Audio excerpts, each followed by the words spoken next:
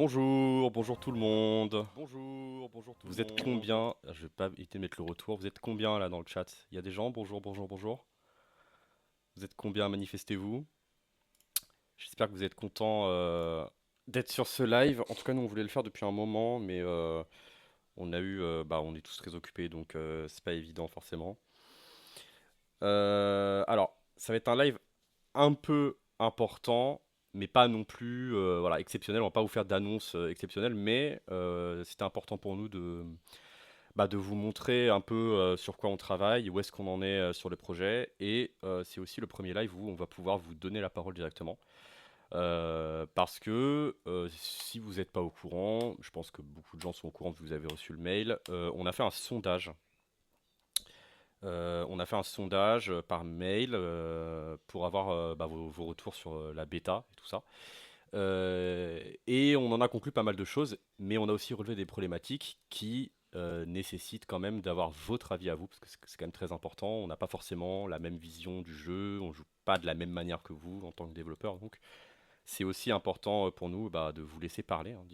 On veut que le jeu est pour vous avant tout, donc on a envie que vous participiez au maximum à l'avancée du projet. Je suis avec Xeos. Coucou. Et il y a le B aussi qui est avec nous, mais Hello. il s'occupera de venir vous voir pour plus tard, pour vous faire monter en live, pour ceux qui sont intéressés. Aristo, on me dit que le son est peut-être un peu faible, peut-être monter un peu le... De mon micro ou de... Oui, je pense pour ton micro. Alors dans ce cas-là, c'est le desktop qui est trop haut. Je baisse un peu. Alors mon micro, je pourrais pas le monter plus que ça. Par contre, c'est peut-être le son des autres qui est trop faible, enfin qui est trop haut, pardon. Est-ce que c'est mieux là? Est-ce que c'est mieux ou on n'y est pas? Je vais baisser un peu les autres. Le tien est très bien. Ah, c'est les autres qui sont. Ma théorie, c'est que le B a rejoint l'équipe pour que l'adresse soit up. Bon, c'est une théorie qui me plaît. Mieux, ok, on me dit que c'est mieux. Alors, je vais passer rapidement du coup sur le sommaire. Voilà, on va parler de tout ça. Donc, on va faire un point sur l'avancement du projet. Où est-ce qu'on en est concrètement. On va vous présenter aussi un tas de nouveautés depuis la fermeture de la bêta. Parce que vous doutez bien qu'entre la fermeture de la bêta et aujourd'hui, on travaille dans l'ombre sur un tas de choses. Que ce soit pour une prochaine bêta ou juste d'une manière générale pour améliorer le jeu. On va vous faire une petite synthèse du sondage post-bêta. Oups, je vais juste remonter un peu du coup. Hop. On va faire une petite synthèse du sondage post-bêta. On va vous parler du coup des problématiques qu'on a relevées, qu'on va avoir besoin de résoudre et qui sont un petit peu plus complexes que juste corriger un bug. Et on va donner la parole aux joueurs sur ces problématiques-là ou sur autre chose, évidemment, si vous voulez intervenir ou poser des questions. Et s'il y a encore des gens à la fin qui n'ont pas abandonné, on fera une petite session questions-réponses. Je pense avoir tout dit sur ce sommaire. Est-ce que tu as quelque chose à rajouter, Xeos, ou j'ai rien oublié? Non, on peut attaquer. C'est parti. Alors, l'avancement du projet. Alors déjà, le premier point, c'est qu'on est toujours vivant. Le projet n'est clairement pas abandonné. On travaille beaucoup en arrière-plan sur un tas de choses. On fait aussi avec le temps qu'on a de disponible, hein. On a aussi des vies à côté. La majeure partie de l'équipe travaille. Certains ont des enfants, donc bon, comme d'habitude, on n'est pas, on n'est pas payé pour ça. Mais le projet est toujours actif. Si vous n'êtes pas au courant, on a deux nouvelles têtes dans l'équipe. On a Ataris et Lebé qui nous aident pour le community management et pour le game design.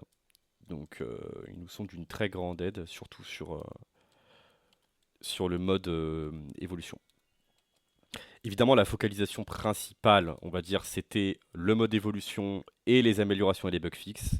Parce que forcément, après la bêta, il y a eu une tonne de bugs qui ont été signalés, donc on avait vraiment beaucoup de travail à ce niveau-là. Mais aussi les problématiques dont on va parler après avoir fait la petite synthèse sur les sondages, qui du coup nous prennent aussi pas mal de temps parce qu'on doit réfléchir à certaines choses. Je vais pas vous spoil, mais on va en parler juste après. Et du coup, par rapport à la bêta, on voulait vous remercier évidemment, très important, parce que cette première vraie bêta ouverte, on a eu plus de 4000 joueurs inscrits, 39 000 combats ont été joués, et plus de 800 rapports de bugs ont été envoyés. Donc merci à vous, vous étiez au rendez-vous à ce niveau-là. On avait vraiment besoin d'un maximum de rapports de bugs, de tests, de gens qui jouent, et on a vu qu'il y a quand même pas mal de gens qui étaient présents jusqu'à la dernière minute sur le jeu. Donc en tout cas, c'est vraiment super cool, on est vraiment super content avec toute l'équipe, on vous remercie beaucoup. Et on espère évidemment que vous serez là pour la suite. Est-ce que j'ai tout dit? Je pense que oui. Xeos, un truc à rajouter? Non, c'est good. C'est good. Alors, on va vous présenter un petit peu du coup les nouveautés. Donc là, on est sur de l'exclusif, des choses que vous n'avez encore pas vues depuis la bêta 1. Alors, le mode tactique, alors je sais que celui-là il est huge et il y a beaucoup de gens qui l'ont demandé. On est super content de pouvoir vous le montrer. C'est une expérience de JDET qui au final a été très concluante. euh, Parce qu'on a du coup un mode tactique qui fonctionne. Alors il n'est pas très beau. Il rappelle un peu le premier mode tactique de Wakfu pour ceux qui s'en souviennent. Il me semble qu'il ressemble après à ça. En tout cas, on a clairement une bien meilleure visibilité. Donc il y a forcément des gens qui vont y jouer, qui vont jouer avec le mode tactique constamment activé. Certains vont peut-être l'activer de façon sporadique. Alors là, c'est complètement à vous de voir. En tout cas, on est super content et ça, c'est du très très beau travail de JDET parce que forcément, c'est très pratique. La prévisualisation des dégâts qui est encore work in progress. Donc, quand vous verrez marqué whip en bas à droite, c'est que c'est pas encore 100% fini. Il y a peut-être encore soit des ajustements de visuel ou des bugs à corriger. Mais en tout cas, ça ressemble à ça actuellement. Ça, c'est Xeos qui nous a pondu ça. Donc ça, c'est quelque chose qui a été quand même un peu demandé parce qu'on a souvent du mal à savoir combien on va taper, si on a potentiel de finir le combattant en le tapant. Donc ça, c'est très très cool. Je pense que ça va faire plaisir à beaucoup de gens aussi. Ouais, Euh, et du coup, je pense qu'on peut dire, c'est effectivement quand on regarde ces deux modifications, le mode tactique et les prévisualisations de dégâts, on en reparlera un petit peu sur les côtés retour du sondage, mais c'est effectivement quelque chose qu'on essaie de mettre en place pour aider notamment les débutants, parce qu'on sait que le jeu peut être un petit peu difficile à aborder au début, et la lisibilité des maps ou le calcul des dégâts, tout ça, c'était des choses qui étaient un petit peu mises en avant au début, donc on s'est dit qu'on allait potentiellement travailler là-dessus. ouais, exactement. Ensuite, nous avons l'aide à la compression des cases spéciales. Alors ça, c'est important parce que on avait remarqué que pas mal de gens ne savaient pas ce que faisaient les cases. C'était un peu indiqué, on va pas dire nulle part, mais bon, c'était un peu en sous-marin, quoi. Donc ça va faire plaisir à pas mal de débutants aussi. C'est un des retours qu'on avait eu, comme l'a dit Xeos juste avant. T'as des cases au sol et tu sais pas exactement ce que ça fait. Donc là, juste en passant la souris sur les cases, vous saurez directement ce que ça fait. Y compris pendant la mort subite, où les cases auront une aura rouge, et vous verrez en passant votre souris dessus que les effets se déclenchent 2 fois. Donc ça, c'est aussi très pratique. Le système de signalement, alors qui est encore work in progress, alors vous constaterez qu'on s'est quand même pas mal inspiré de ce que fait Ankama à ce niveau-là, sur Dofus Retro notamment, parce que honnêtement ça fonctionne très bien. Ça va vous permettre de vraiment signaler quelqu'un, que ce soit en combat ou hors combat, ça marchera totalement de la même manière. Et dans les motifs, vous aurez par exemple de l'anti-jeu pour des gens qui abusent, etc. Et forcément ça va nous permettre de centraliser un petit peu tous les signalements et de pouvoir prendre des actions plus rapidement. Parce que pendant la bêta, on avait juste un signalement sans contexte. C'était vraiment pas pratique. Donc là, au moins, on saura exactement ce qui se passe. Ce sera plus facile pour modérer et on pourra agir plus vite. Donc ça, c'était notamment un problème avec les gens qui s'amusaient à ne pas passer leur tour ou des choses comme ça. Et quand tu fais un signalement, tu peux pas exactement dire pourquoi, tu devais faire des tickets, etc. Donc là, c'est vraiment quand même bien mieux. Le mode spectateur, alors ça c'était une très très grosse demande aussi. Alors faites pas attention aux petits menus en plus quand on fait clic droit, ça c'est évidemment quand on est administrateur. Le mode spectateur qui va de pair avec la reconnexion en combat, donc on va parler juste après. Évidemment, l'une des features les plus demandées, que ce soit pour l'organisation de tournois ou juste pour le côté communautaire, tout simplement, c'est assez important. Et donc voilà, Team mode spectateur, il était beaucoup demandé. Je pense pas qu'il y ait grand chose de plus à dire sur le mode spectateur Xeos. Non, non, c'est aussi quelque chose qui est typiquement bien, je pense, pour l'intégration des débutants. Parce que quand tu commences le jeu, tu peux aller t'inspirer un petit peu des gens qui savent déjà jouer, voir comment ils construisent leurs équipes, comment ils jouent. Donc je pense que ça peut être bien pour ça aussi. Mais Ouais, Ouais, ça peut être pratique. Ou juste avant de lancer un combat, si tu peux rentrer, voir un peu comment ça se passe, ça évite de se faire poutrer directement. Donc voilà, bon, ça a que des avantages. La reconnexion en combat, moi, je peux pas l'imager mieux que ça, pas de chance. Mais évidemment, c'était l'une des plus grandes sources de frustration à ce niveau-là, pardon. Pendant la bêta, c'est que bah, si vous étiez déconnecté ou que votre client crashait, bah, le combat était perdu. Donc il y aura peut-être un petit peu plus de choses à dire là-dessus par rapport notamment au temps, est-ce que ça met le combat en pause ou pas, est-ce qu'il y a une time bank, ça c'est des choses où on est encore en discussion là-dessus, et ça c'est des sujets qui touchent peut-être un petit peu plus Xeos que moi. Mais en tout cas, la reconnexion en combat, bah, du coup, fonctionnelle. Ce qui, ce qui évite quand même beaucoup de frustration. Je sais pas si tu as un truc à dire là-dessus, du coup, ce qu'on avait discuté. Non, effectivement, il y a encore pas mal de discussions qu'on doit avoir avec la team GD, je pense, là-dessus, au niveau de, comme tu disais, pour comment on équilibre la chose.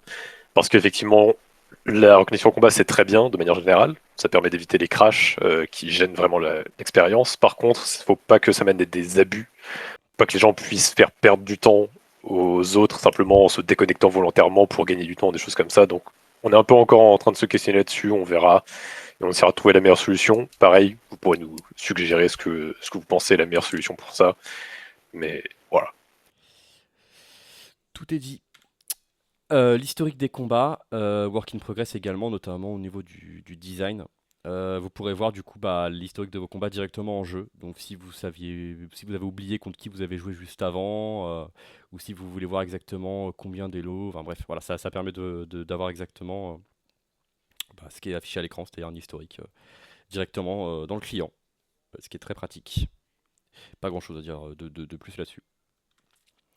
Le mode évolution, évidemment, euh, qui est, qui est quasi fini de mémoire. Il manque vraiment deux trois trucs en termes de GD surtout. Mais le mode Evo, en tout cas de notre côté, est fonctionnel. Donc, voilà, c'est quelque chose qui était quand même assez attendu par pas mal de fans du mode Evo. Je sais pas s'il y en a beaucoup, mais le mode Evo a quand même été pas mal demandé. Et notre objectif, c'est avant tout bah, de remettre le jeu sur pied comme il était avant sa fermeture. Donc le mode Evo en fait aussi partie. Le tutoriel. Alors ça, c'est un premier jet d'une tentative de tutoriel. En tout cas, ce format-là semble correct. Il vient de Xeos aussi, c'est encore work in progress.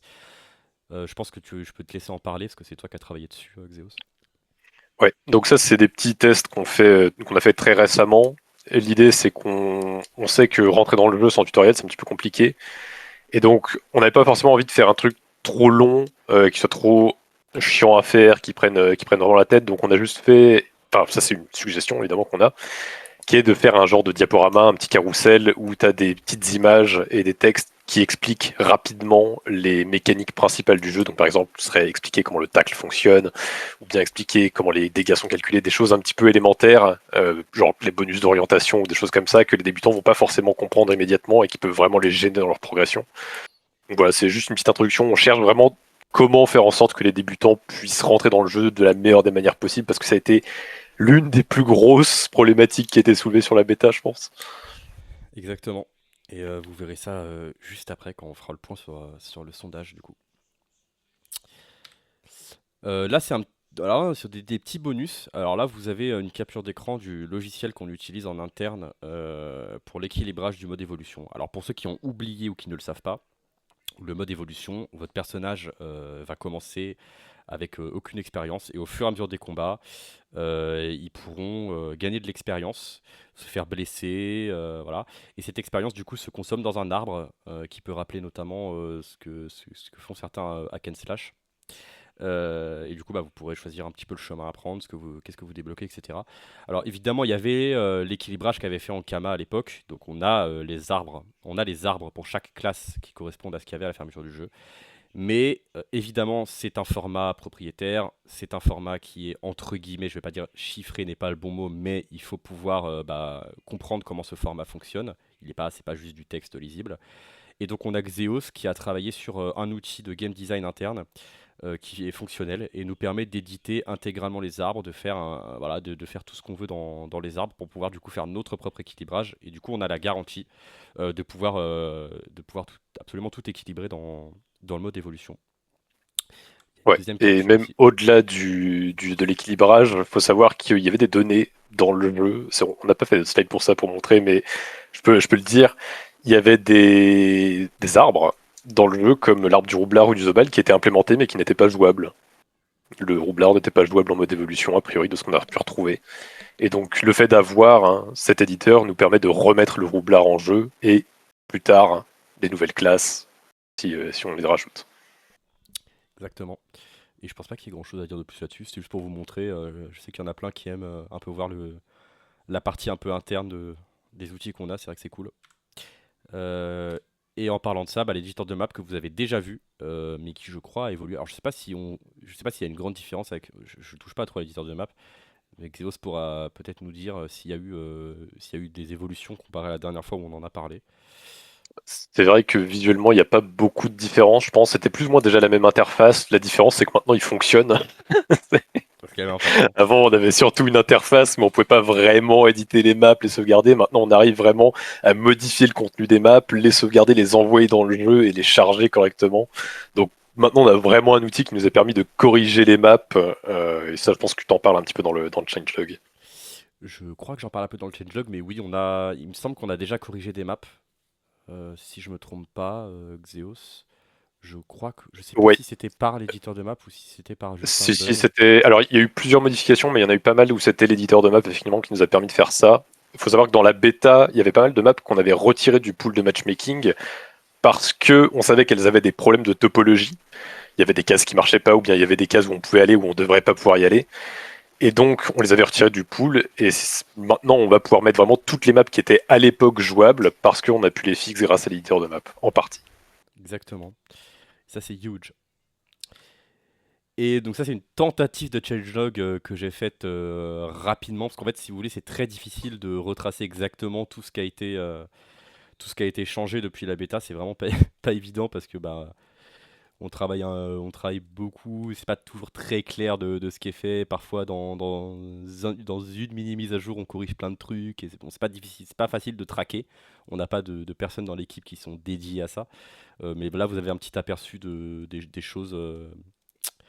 Qu'on a corrigé, qu'on a rajouté, qu'on a amélioré, notamment sur la timeline qui a été beaucoup améliorée, l'affichage des tacles, des changements de performance, des erreurs de texte, des erreurs sur les maps, oui voilà c'est écrit là, les topologies de cartes. Voilà, on a corrigé vraiment beaucoup de choses. Et évidemment les ajouts les plus conséquents ont été indiqués sur cette slide. Et si je regarde bien, je crois que ouais. Il y a la nouvelle animation de destruction de la carte en mode subite. En mode subite. Une petite faute là. En mort subite. Je sais pas si, je vais peut-être pouvoir vous la montrer. Je sais pas si des gens l'avaient vu dans le chat. Mais je vais pouvoir je vais pouvoir la montrer. Oui, je crois pas qu'elle était elle Non, n'était pas il me encore semble présente pas, dans mais la je vais bêta, pouvoir vous la il me montrer. semble. Tac, tac. 2 secondes. Faut juste que je me mette en combat. Hop. Et je vais swap. Voilà. Donc là, normalement, vous voyez mon client. Il faut que j'arrive en mort subite. Je sais plus exactement c'est quel tour, mais il va falloir meubler un peu le temps que Pour j'arrive à passer 15, les tours. Il va t'aurais falloir pu faire meubler une un queue peu. avec un seul perso, ce serait plus rapide. C'est vrai. Je vais peut-être faire ça d'ailleurs. On va créer une équipe. Tac, tac, tac. On va faire une équipe avec un perso. Ouais, fais un perso, ce sera beaucoup plus rapide. J'avais pris une préco. Ouais, je comprends, je comprends. On va aller au tour 15. Ça va être plutôt rapide. Et vous allez voir que ça, c'est JDET qui a travaillé sur une nouvelle animation pour le mode évolution. Peut-être mettre un peu J'essaie de l'écran. réfléchir s'il y a des nouveautés qu'on n'a pas mis en avant, mais je crois pas. Alors regardez bien, la mort subite commence et là vous pouvez voir que déjà on voit que les cases, on a le texte qui indique que ça s'active 2 fois. Là vous voyez bien cette animation de la mort subite avec l'écran qui tremble et les cases qui tombent, ça n'existait pas à l'époque. Ça c'est le travail de JDET. Voilà, donc c'est quand même beaucoup plus stylé. Et il me semble, pour l'anecdote un peu marrante, que JD a vraiment mis un effet de particules complètement random et que ça marchait bien sur les cases. Je crois, oui. Il me semble que c'était ça. Voilà. Hop. Donc voilà, ça c'est le truc que je pouvais pas mettre directement dans la slide, mais que je voulais vous montrer parce que bah j'aurais peut-être pu mettre un GIF, GIF. Je sais pas si vous êtes team GIF ou team GIF, mais bon. Peu importe. On va pouvoir passer du coup à la synthèse du sondage. Donc vous avez été beaucoup à répondre au sondage, il me semble plus d'une centaine. Et vous avez tous fait l'effort de bien décrire un peu ce qui vous a plu, ce qui vous a pas plu. Donc on vous remercie à ce niveau-là. Donc on va commencer sur une stat assez intéressante. Les joueurs sont-ils dans ce genre d'Office Arena À majorité, grande majorité, oui. Mais on a quand même une petite partie de gens qui n'avaient jamais joué à Dofus Arena. Donc ça c'est super cool. En sachant que dans cette partie de oui, il y a quand même des gens qui ont déjà joué mais qui ont tout oublié. Donc forcément revenir sans tutoriel, c'est pas c'est pas pratique. Et il faut aussi mettre en avant potentiellement les biais sur un sondage de ce genre. Il faut bien se rendre Oui, compte que c'est la vrai, ouais. majorité des gens qui vont avoir répondu dans un sondage comme ça, c'est potentiellement des gens qui sont pas mal investis, pas forcément des débutants qui ont testé 2-3 games et qui sont partis juste après, ils vont pas forcément répondre au sondage. Donc voilà, faut relativiser un petit peu ce genre de Ouais. stats quand même. Mm. Alors on en a eu quelques-uns, mais c'est vrai que le biais le biais est tout vu, hein. Quelqu'un qui prend le temps d'aller répondre à ça, c'est quelqu'un qui est quand même très fan du jeu en général. Donc. Mais les stats restent quand même intéressantes. Qui a permis de connaître l'existence du projet. Pour le coup, recherche perso, il y a pas mal de gens qui juste tapent Dofus Arena sur Google et qui tombent sur nous. Les réseaux sociaux, on a une petite présence sur Twitter, amis évidemment, et streamers, 30%, 30% quand même. Ça, c'est notamment grâce à Ittledew, Yoda et Uzune évidemment. Je crois qu'il y a Ittledew dans le chat d'ailleurs. En tout cas, gros big up à surtout ces trois streamers-là qui nous ont ramené le plus de joueurs sur le jeu. Franchement, vous êtes top, les gars, vous êtes les meilleurs. N'hésitez pas à aller les suivre sur leur réseau. Tac, tac, tac. Je remonte juste un petit peu le chat. Non, c'est bon, tout va bien. Le nombre de combats joués, donc ça c'est par personne évidemment. Là évidemment le biais est très clair, on a des gens qui sont quand même assez fans du jeu, mais on a quand même une partie de gens qui ont joué moins de 10 combats et qui soit ont juste voulu tester rapidement, soit ça ne leur a pas plu. Mais évidemment il y a quand même pas mal de combats qui ont été joués en globalité. Là c'était la question sur le temps de tour des personnages. Alors est-ce que le temps de tour pour jouer était trop court, trop long, ou est-ce que c'était ok Je pense que c'est ok. En tout cas parmi les fans du jeu, avec une petite partie qui pense quand même que c'est trop court. Et c'est marrant parce que ça ressemble un petit peu, ça colle un petit peu avec les gens qui n'ont pas trop joué. Donc il y a peut-être des gens que ça a frustré. L'utilisation de la règle. Est-ce que vous saviez qu'il y avait une règle en jeu? Alors sur le graphique là, sur ce morceau-là, c'était là où il n'y a pas de texte, c'était ne savait pas qu'il y avait une règle. La règle en jeu qui permet d'estimer à combien de la distance entre deux cases en fait, tout simplement. Donc il y avait quand même pas mal de gens qui savaient pas que la règle existait et ça aurait pu éviter certaines frustrations. Donc là, une fois de plus, c'est un truc sur lequel on peut bosser, dans le tutoriel notamment que Xeos fait, de dire aux gens, les gars, il y a une règle, ça peut quand même permettre de calculer rapidement les distances, surtout dans des cartes qui sont quand même moins claires que sur des jeux comme Dofus 3 ou Dofus Retro par exemple. Le taux de drop, donc à la fin d'un combat, on peut gagner des cartes. Est-ce que le taux de drop était trop élevé, trop bas? Bon, je pense que la majorité des gens ne s'intéressent pas au taux de drop ou ne s'intéressent pas spécialement à avoir les cartes. Il y a peut-être un biais aussi là-dessus, c'est que pendant la bêta, ils n'étaient pas très utiles. Il n'y avait quand même pas beaucoup de commerce. Voilà, donc ça, il y a aussi des problématiques de game design derrière. Le leveling système Elo, tu peux peut-être en parler, Xeos, parce que ça te concerne directement. Ouais, alors c'est vrai que ça a fait beaucoup de débats. Le truc, c'est qu'on sait pas trop les gens par rapport à quel système ils ont répondu parce qu'il y a eu plusieurs systèmes Elo pendant la bêta. Le fait est qu'à la base, ce qu'on s'était dit, c'était enfin, c'était surtout moi qui ai pris cette décision d'ailleurs, et je m'étais dit qu'on ferait un système qui était le plus optimisé possible pour avoir le meilleur matchmaking possible. Et petite leçon de game design qu'on a pris dans la figure, c'est que finalement, c'est pas forcément la solution la plus optimale qui est la bonne, parce que c'était pas clair, c'était obscur comme système et ça causait beaucoup de frustration chez les joueurs. Et en final, les joueurs ils préféraient juste un système Elo beaucoup plus simple, beaucoup plus classique. Donc on est un peu reparti là-dessus après coup. Je pense que ça marchait quand même beaucoup mieux maintenant. Faut savoir qu'on va quand même faire une petite modification sur le système Elo.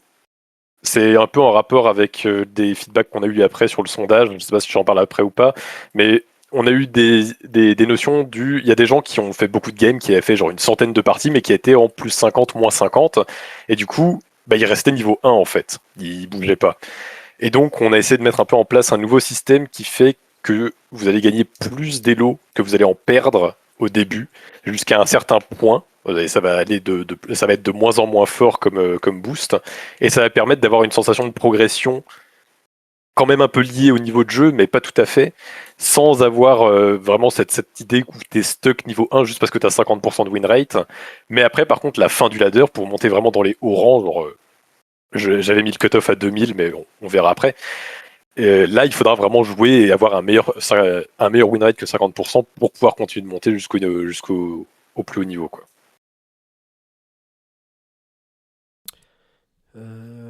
Ouais, je vois qu'il y a du très très bien dans le chat. Je me rappelle du fou du bus sur le CF qui rageait du fou de ouf sur les lots. Il y en a eu beaucoup, je sais pas duquel tu parles, il y en a eu beaucoup.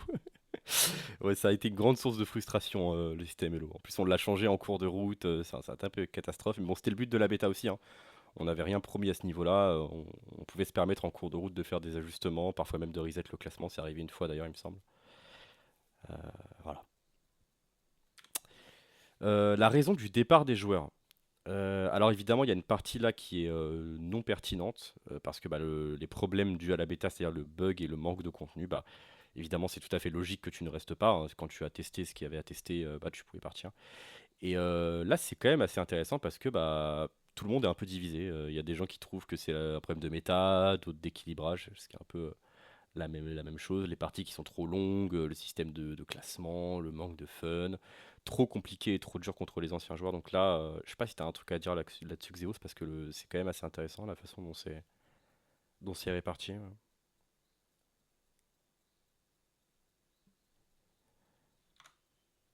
Non? Pardon, j'étais en train de lire à côté, j'ai pas écouté ta question. Je voulais te demander, par rapport à ça, est-ce que tu as un truc à dire? Parce que le graphique est quand même vachement.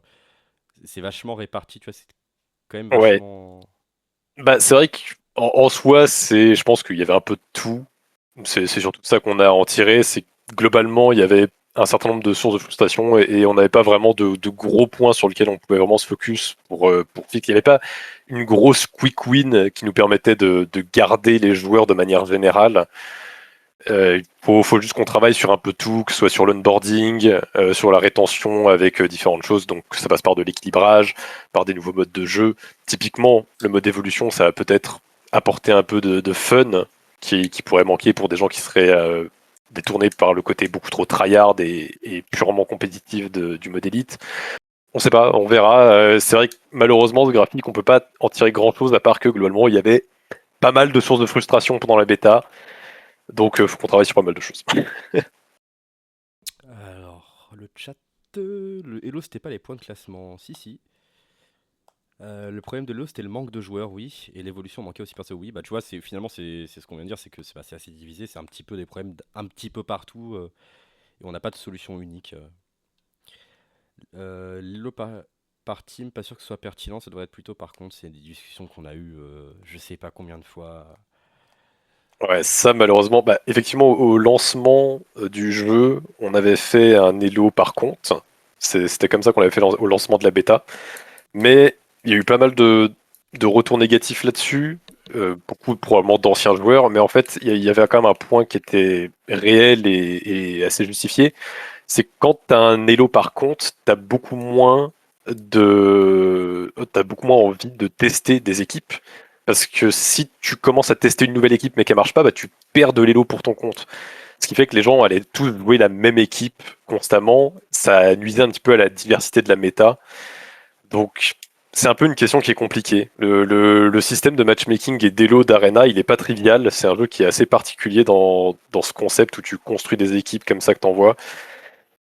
À voir. Mais on a eu des retours négatifs des deux côtés, que ce soit avec les lots par équipe ou avec les lots par compte. Donc ça c'est un petit peu difficile à dire honnêtement. Yep. Les points les plus négatifs. Donc là, on a demandé aux gens vraiment le truc qui vous a le plus tilté sur le jeu. Et on avait du coup, en gros morceaux, on avait la lisibilité des maps. Donc ça, évidemment, avec le mode tactique, bah, c'est c'est un petit peu corrigé, on va dire. C'est un petit peu bout de scotch, mais bon, c'est quand même beaucoup mieux. L'absence de tutoriel, bah, on y travaille, hein. Vous avez vu, on va en reparler peut-être avec des gens après qui veulent participer, mais bah, on essaye des choses. La construction d'équipe, bah, c'est un petit peu flou. Est-ce que c'est parce qu'elle est trop longue? Est-ce que c'est parce que la méta est trop complexe? C'est pas pratique. Trop d'infos, bah, ça je saurais pas quoi dire. Peut-être Xeos qui fait plus de GD peut peut-être parler de ça, mais je saurais pas On trop. avait eu des suggestions au moment de la bêta, il y avait pas mal de conversations sur ce genre de topic, et il y avait eu une conversation où des gens proposaient de gagner des sorts et des items au fur et à mesure, genre des 5 premiers niveaux, quand tu fais tes premières games, pour que les gens aient un peu un focus quand ils créent leur première équipe. Moi, j'étais pas trop pour, mais je sais qu'il y avait des gens qui étaient plutôt d'accord avec ça. C'était un débat qu'il y avait. Le fait est qu'effectivement, tu arrives sur le jeu, tu as accès à toutes les classes, tu as accès à tous les spells, tu as accès à tous les items.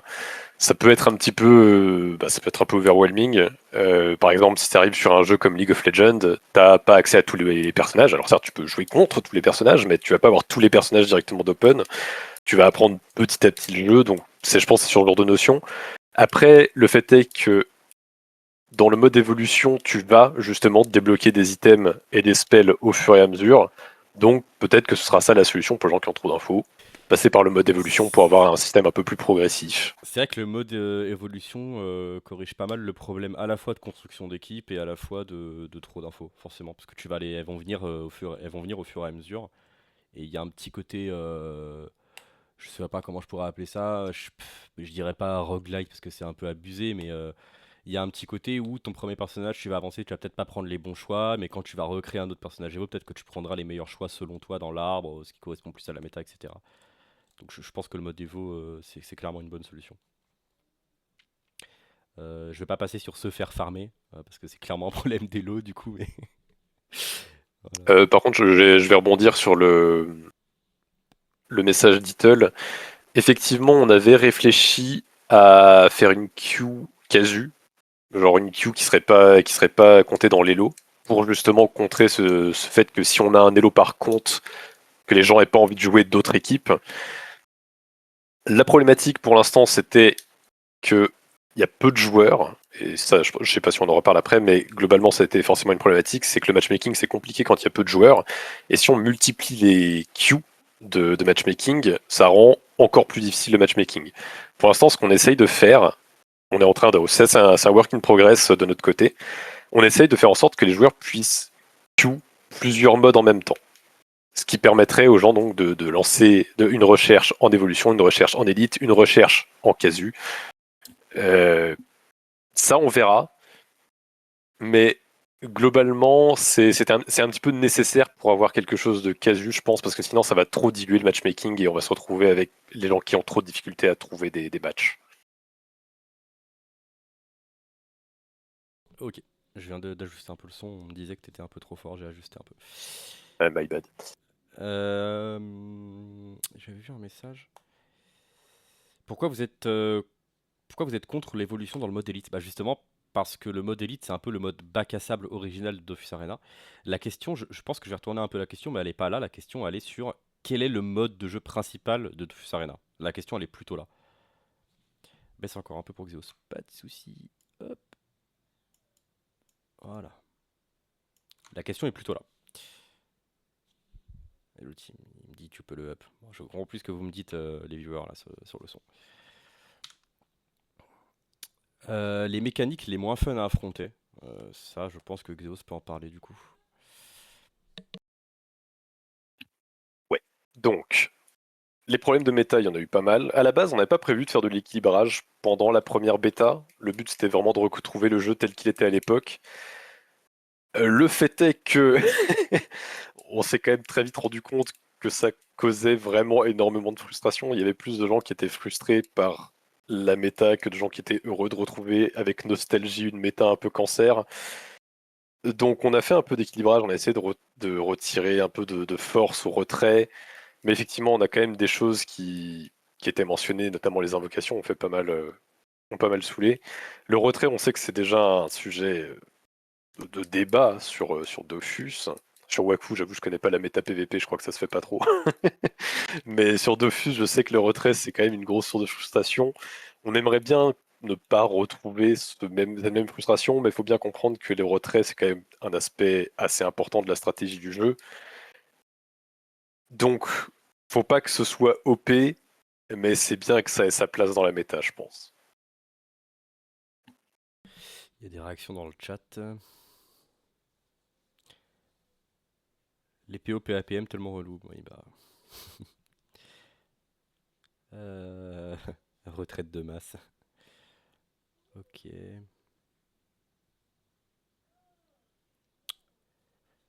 Ok. Bah du coup, bah la synthèse sur les plus grandes frustrations du match général, bah se faire one shot, les teams anti-jeu entre guillemets, ce que les gens considèrent anti-jeu, mais bon c'est sujet à débat, la mort subite, le retrait, le spam d'invoque, le manque de diversité des teams qui est clairement juste un problème de variété de méta, être niveau 1 avec 50% de win rate et 50 plus victoires, bah c'est ce dont a parlé Xeos juste avant. Et la durée des combats, alors ça c'est tout un sujet aussi, la durée des combats. Qu'est-ce Le que tu... problème, c'est que c'est difficile de satisfaire tout le monde. Il y a des gens qui sont très contents de faire des combats d'1 heure et d'autres qui veulent pas dépasser 15 minutes. Honnêtement, je pense qu'il faut qu'on vise des combats en moyenne qui sont entre 20 et 30 minutes. Je pense que c'est plutôt logique avec la nature du jeu. Peut-être essayer de réduire la variance de durée des combats, mais c'est un petit peu difficile. Il y a eu un gros débat pendant la bêta qui était sur le fait que la mort subite, techniquement, ça empêche un combat qui dure à l'infini, mais ça donne aussi un but à l'anti-jeu. Parce que si c'est fort, la mort subite, t'as envie de jouer mort subite. T'as envie de jouer une équipe qui va à la mort subite et qui va forcer les gens à faire perdre leur temps pendant tous les tours.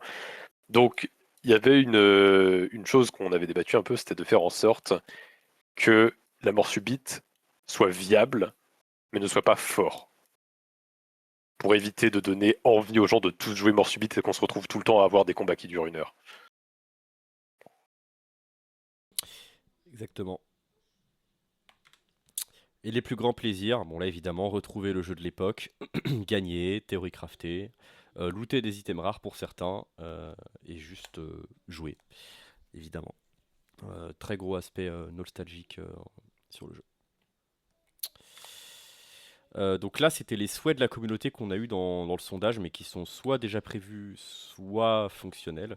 Le mode 2v2 est sujet à débat, hein, je tiens quand même à préciser. Mais globalement, voilà, plus de soirées de classe, plus d'items, plus de mobilité sur les classes non placeuses, équilibrer la méta, les tournois, le système de saison, le mode spectateur, le mode tactique. Voilà. Donc ça, c'est des choses qui sont soit en discussion, soit prévues, soit déjà intégrées actuellement en jeu sur les serveurs de dev. Ouais, à part le mode 2v2, j'avoue qu'on est encore en débat. Ouais, c'est ce que j'ai dit, ouais. Le mode 2v2, on est Ouais. encore en gros débat là-dessus. Parce que ça pouvait être fun, mais d'un autre côté, ça fait encore un mode de jeu. L'un des problèmes qu'on a, c'est vraiment, faut pas qu'on ait trop de modes de jeu différents qui se cannibalisent les uns les autres. La player base, faut être réaliste, la player base, elle est pas énorme. Évidemment, si on avait 1 million de joueurs, ça pourrait être drôle d'avoir 15 modes de jeu différents. C'est pas le cas. Donc, faut quand même qu'on soit raisonnable sur la quantité de modes de jeu disponibles. Typiquement, le mode tournoi, ce sera bien quand il sera implémenté parce que c'est quelque chose de très ponctuel qui va rassembler la communauté. Mais un mode 2v2 qui est globalement juste un mode d'élite, mais où tu es deux à jouer, sachant que maintenant tu peux être sur Discord à juste te donner les calls directement des choses qu'il faut que tu fasses.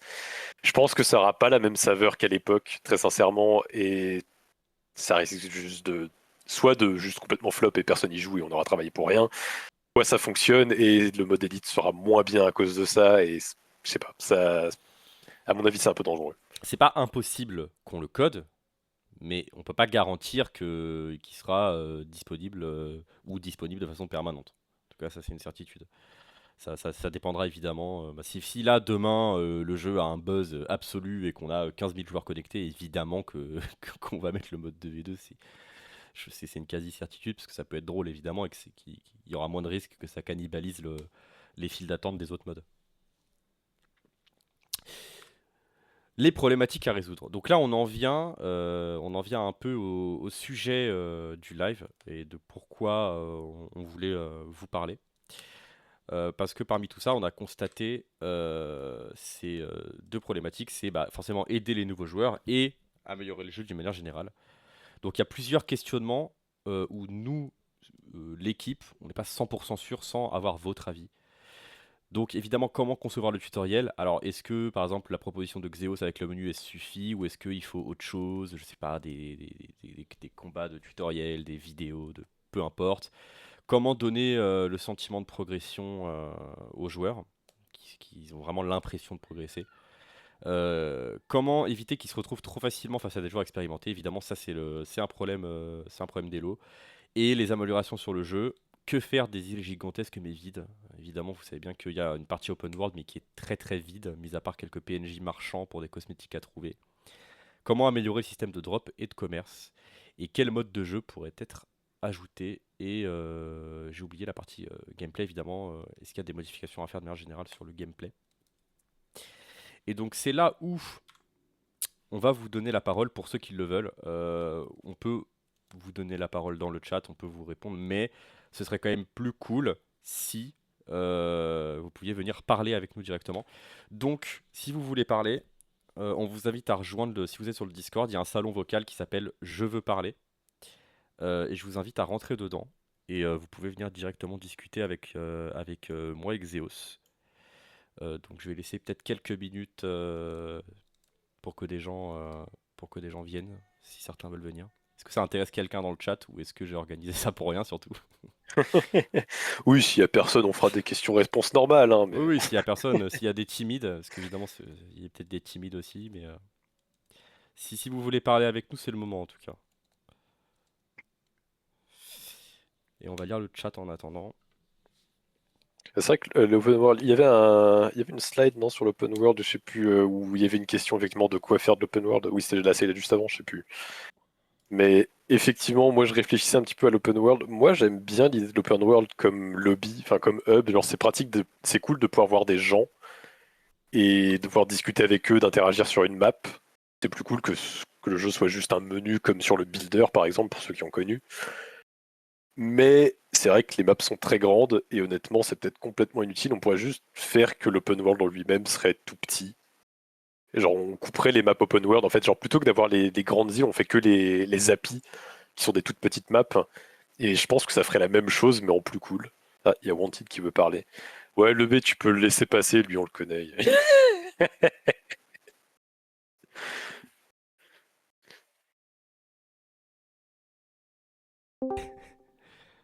Yo les gars! Bonjour. Bonjour, bonjour. Bah, on se connaît, hein, de toute façon déjà. Moi, j'ai pas grand-chose à demander ou à ajouter. Je veux juste vous remercier pour le travail que vous avez fait dans l'ombre.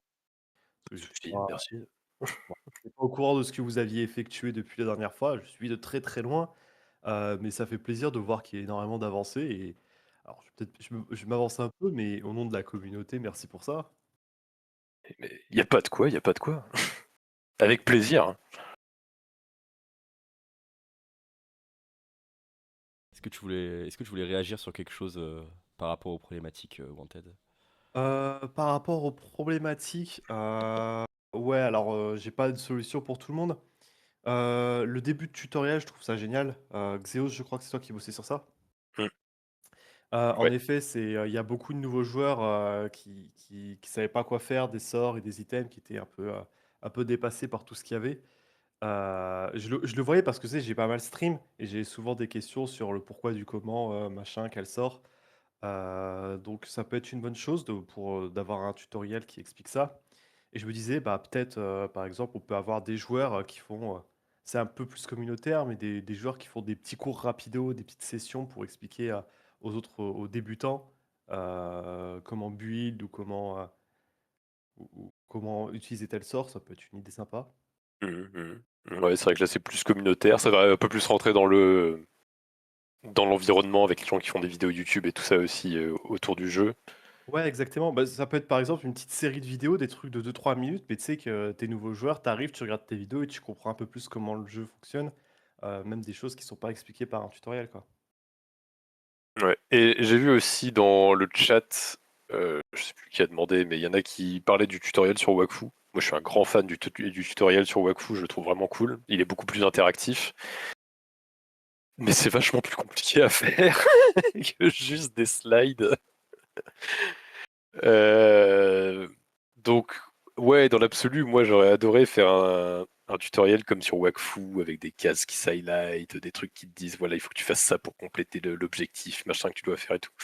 C'est vraiment cool, mais faudrait qu'on réussisse. Je crois que l'idée était hyper confiant qu'il arriverait à faire ça. Bon, peut-être. Ouais, je suis en train un peu de relire, comment donner le sentiment de progression qui fait défaut. Ouais, vous avez évoqué un début de réponse tout à l'heure avec, les joueurs qui faisaient 50 combats, 50 de win rate, c'était quand même niveau 1. Je pense qu'à partir du moment où tu as 50 de win rate, tu devrais pas être niveau 1. Hmm. Enfin, tu devrais au moins avoir quelques niveaux et ça Bah, peut du être une bonne chose, coup, tu vois? ouais, ouais, clairement. Bah, du coup, c'est vrai que maintenant que tu dis ça, je peux en parler un petit peu. Actuellement, comme je disais, ce que j'essayais de faire, c'était un mécanisme qui fait que tu gagnes plus d'élo au début que tu n'en perds. Donc typiquement, actuellement, dans la façon dont c'est implémenté exactement actuellement, c'est si tu gagnes et que tu es à 1000 d'élo, tu vas gagner plus 37, mais que si tu perds, tu vas perdre genre moins 12. Un truc dans le genre, donc tu gagnes genre 3 fois plus que ce que tu perds. Et en gros, tu gardes un boost comme ça entre 1000 et 2000 d'élo. Et évidemment, ce boost, il se réduit petit à petit. Et plus tu avances, plus tu vas te rapprocher de plus 20, moins 20, enfin plus 25, moins 25. Parce que c'était équilibré comme ça. Et du coup, une fois que tu arrives à 2000 d'élo, tu seras sur du plus 20, du plus 25, moins 25. Et à ce moment-là, tu seras sur du système d'élo classique. Et donc, ça permettra à tout le monde de progresser au moins de 1000 à 2000 d'élo à peu près correctement. La raison pour laquelle je monte jusqu'à 2000, c'est parce que on avait déjà parlé un petit peu, mais c'était très con. À l'époque, atteindre 2000 d'élo, c'était énorme. Sauf qu'en fait, c'est un petit peu stupide parce qu'il faut monter jusqu'au niveau 50, techniquement. Enfin, il y a 50 niveaux. Donc, le but actuellement de l'équilibrage du système d'élo que je voudrais faire, c'est que les joueurs, les top 1 du ladder, ils arrivent à monter niveau 50, quoi, un jour. Globalement, ce serait cool. OK. Et donc, effectivement, qu'on se retrouve avec plus de joueurs équilibrés, un peu plus répartis sur les 1000-2000 d'élo pour tous les joueurs un petit peu casus, et les joueurs qui sont un peu tryhard, qui soient au-dessus de 2000 d'élo jusqu'à 3000 potentiellement. Voilà quoi. C'était un peu l'idée. C'est une approche, hein, ça peut se tester. De toute façon, on verra la communauté et le retour, comment ça se passe. Ouais. Et ça permettrait aussi de pallier le déséquilibre qu'il y avait entre l'évolution et l'élite.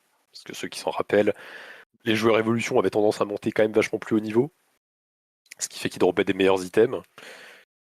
Et c'est un petit peu dommage. Ce serait mieux que ce soit possible plus ou moins d'arriver au même niveau sur les deux modes et qu'il y ait pas cette genre de disparité. Typiquement, le mode d'évolution, d'ailleurs, on n'en a pas trop parlé. Justement, c'est un petit peu cette partie, c'est l'évolution de l'XP qui est en cours de design. Donc ça, on est un peu en train de travailler avec l'équipe Game Design, avec le B et Ataris, pour voir comment on équilibre ça. Parce que pour le mode évolution, comme on disait, c'est globalement implémenté, c'est-à-dire que vous pouvez créer vos persos évolution, vous pouvez allouer des points dans les arbres de talent, vous pouvez switcher entre titulaires, remplaçants, vous pouvez lancer du matchmaking, le matchmaking évolution fonctionne. Lorsque vous rentrez au combat, les bonus des arbres de talent sont bien appliqués à vos personnages, le combat se passe normalement, et lorsque vous finissez le combat, vous avez bien de l'XP qui est gagné. Du coup, maintenant, ce qu'il faut qu'on finisse de faire, c'est vraiment l'équilibrage, ce gain d'XP et le matchmaking en fonction de l'XP des personnages, comment il fonctionne, pour aussi éviter du matchmaking qui est impossible, du genre si tu affrontes un mec qui a beaucoup plus d'XP que toi, tu peux juste rien faire parce qu'il va t'écraser, il a juste plus de stats quoi. Mmh. Donc voilà, c'est un petit peu le point à ce niveau-là. Ouais, et du coup, vous avez aussi implémenté avec, le système de blessures, de mort de personnages, et pour m'avancer un Ah, petit peu plus, Il y a un système Ouais. de voilà, je pense que la réponse c'est non du coup. Mais il y a quand même un système où tu pouvais faire revue des personnages, il y avait un système avec des items où tu pouvais soigner tes personnages blessés, des choses comme ça. Est-ce que Oh, vous en êtes où là-dessus? alors, effectivement, ça, c'est pas encore un problème. C'est aussi en cours parce que ça fait partie du game design des arbres. En fait, tout est un peu lié à la façon dont tu vas voir la progression dans le mode évolution. La façon dont l'équipe game design s'est un peu mise d'accord pour l'instant, c'est de faire en sorte que ce soit impossible de remplir un arbre de OK. mode évolution. Parce que ça veut dire que les joueurs vont devoir faire des choix. Le problématique, c'est qu'évidemment, si tu peux un peu remplir la totalité de ton arbre, t'as plus vraiment de choix de Theorycraft, t'as juste toutes les stats à la fin. Là, le but, c'est que même à la fin, t'aies vraiment cette notion de t'as spécialisé ton personnage sur certaines Mmh, choses. super. T'es allé chercher tel sort, t'es allé chercher telle caractéristique, ce genre de choses.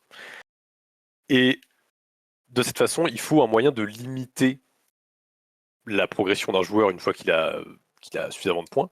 Donc ça peut être soit un cap de niveau, mais on est plutôt allé sur une autre approche qui est que quand tu commences à monter dans les niveaux, tu vas avoir des plus grosses chances de te blesser et du coup des plus grosses chances de mourir. C'est pas encore implémenté, mais c'est un peu l'idée. Et du coup, ça devient un petit peu un gamble, mais par contre, tu meurs pas instantanément. C'est en gros, tu accumulerais des blessures et une fois que tu as accumulé trop de blessures, tu meurs. Et donc, cette idée fait que tu auras un petit peu cette notion de gambling vers la fin où tu peux choisir de continuer à essayer de monter l'XP de ton perso ou bien de mourir.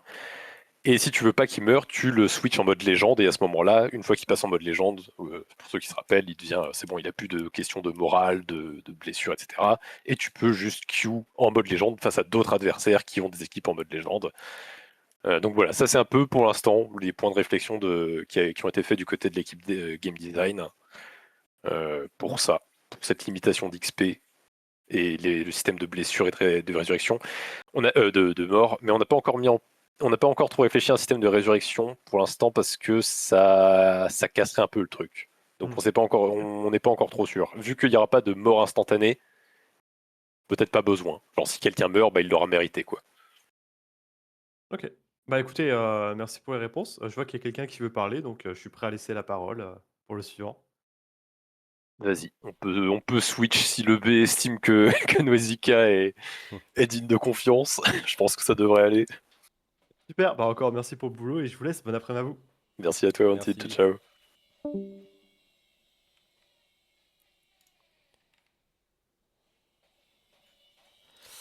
On va attendre que le B, Ouais, la décision du videur, hein. le videur a accepté. Très bien. Salut, Bonjour, vous m'entendez? on Salut. t'entend bien. Ouais, Ah, je coupe le stream comme ça, je vous entends pas en double, c'est mieux. c'est mieux, c'est Bah, mieux. bonjour, déjà, je voulais vous remercier pour le travail accompli et ce que vous faites. C'est vraiment très très bien. J'ai beaucoup apprécié rejouer à Dofus Arena après toutes ces années. Euh, et je voulais parler rapidement par rapport aux débutants. J'en ai croisé pas mal. Alors, j'en suis pas un moi-même, mais bon, je pense que vous n'en aurez pas forcément beaucoup dans, dans ce genre de stream, malheureusement. Probable. Moi, il y avait un truc souvent avec les nouveaux joueurs que je voyais, c'était la construction de team. Et du coup, j'ai loupé les 5 premières minutes du stream, donc je sais pas si vous avez parlé de ça, mais est-ce que vous avez pensé à refaire des teams préconstruites qui soient plus, comment dire, qui soient un peu plus compétitives sans forcément qu'elles soient compliquées à jouer? C'est vrai qu'on n'en a pas parlé.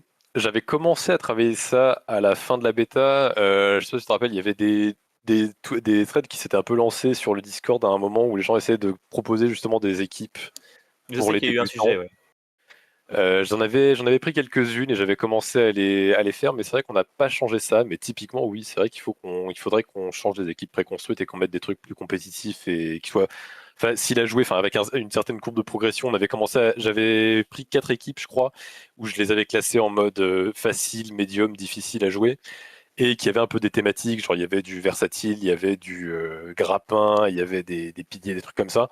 Et ça permettait un peu de montrer justement comment construire différents archétypes et comment jouer des équipes qui étaient faciles ou difficiles. Mais ouais, c'était quelque chose qu'on avait commencé mais qu'on n'a pas fini. Il faudrait que je finisse ça. Ok, C'est un bon point. je voulais savoir parce que je trouvais que c'était quand même l'une des choses. Après, le tutoriel sur les mécaniques, bon, ça, je pense que des slides, ce serait déjà pas mal. Je pense que vous avez déjà parlé. Après, faire un truc compliqué où il faudrait jouer des matchs, etc. Je suis pas sûr que ce soit forcément le mieux. Je pense que sur un jeu comme ça, les gens veulent vite à jouer contre des joueurs. Hmm. Ouais, À je voir vois le ça. point. C'est vrai que ouais, je sais pas trop si un tuto au début c'est. Enfin ouais, on a toujours le problème que les gens skip le tuto. Euh, Oui. Après, là le tuto typiquement on l'a quand il se lance le jeu, évidemment les gens vont le skip parce que les gens skippent toujours le tuto, mais il restera joignable via le bouton aide. Je sais pas si tu te rappelles, il y avait un bouton aide en bas, en dessous de la gestion d'équipe. C'était le bouton avec l'icône de ban. Et Ouais. ce bouton ne servait strictement à rien. Il te disait juste bienvenue, tu es sur une île de Dofus Arena. Merci, super. Et donc j'ai remplacé ce bouton-là par le tuto justement. Et donc typiquement, tu pourras toujours accéder au tuto quand tu veux. Donc si tu veux te lancer dans le jeu directement, tu skippes le tuto, tu commences à faire un match, tu te fais péter la gueule. Derrière, tu peux te dire ah peut-être que je vais regarder le tuto et lire. Mais c'est sûr que je préférais un truc interactif, c'est juste plus complexe quoi. Ok, bon bah, j'ai pas beaucoup de choses à dire, moi. Après, encore merci. Hein.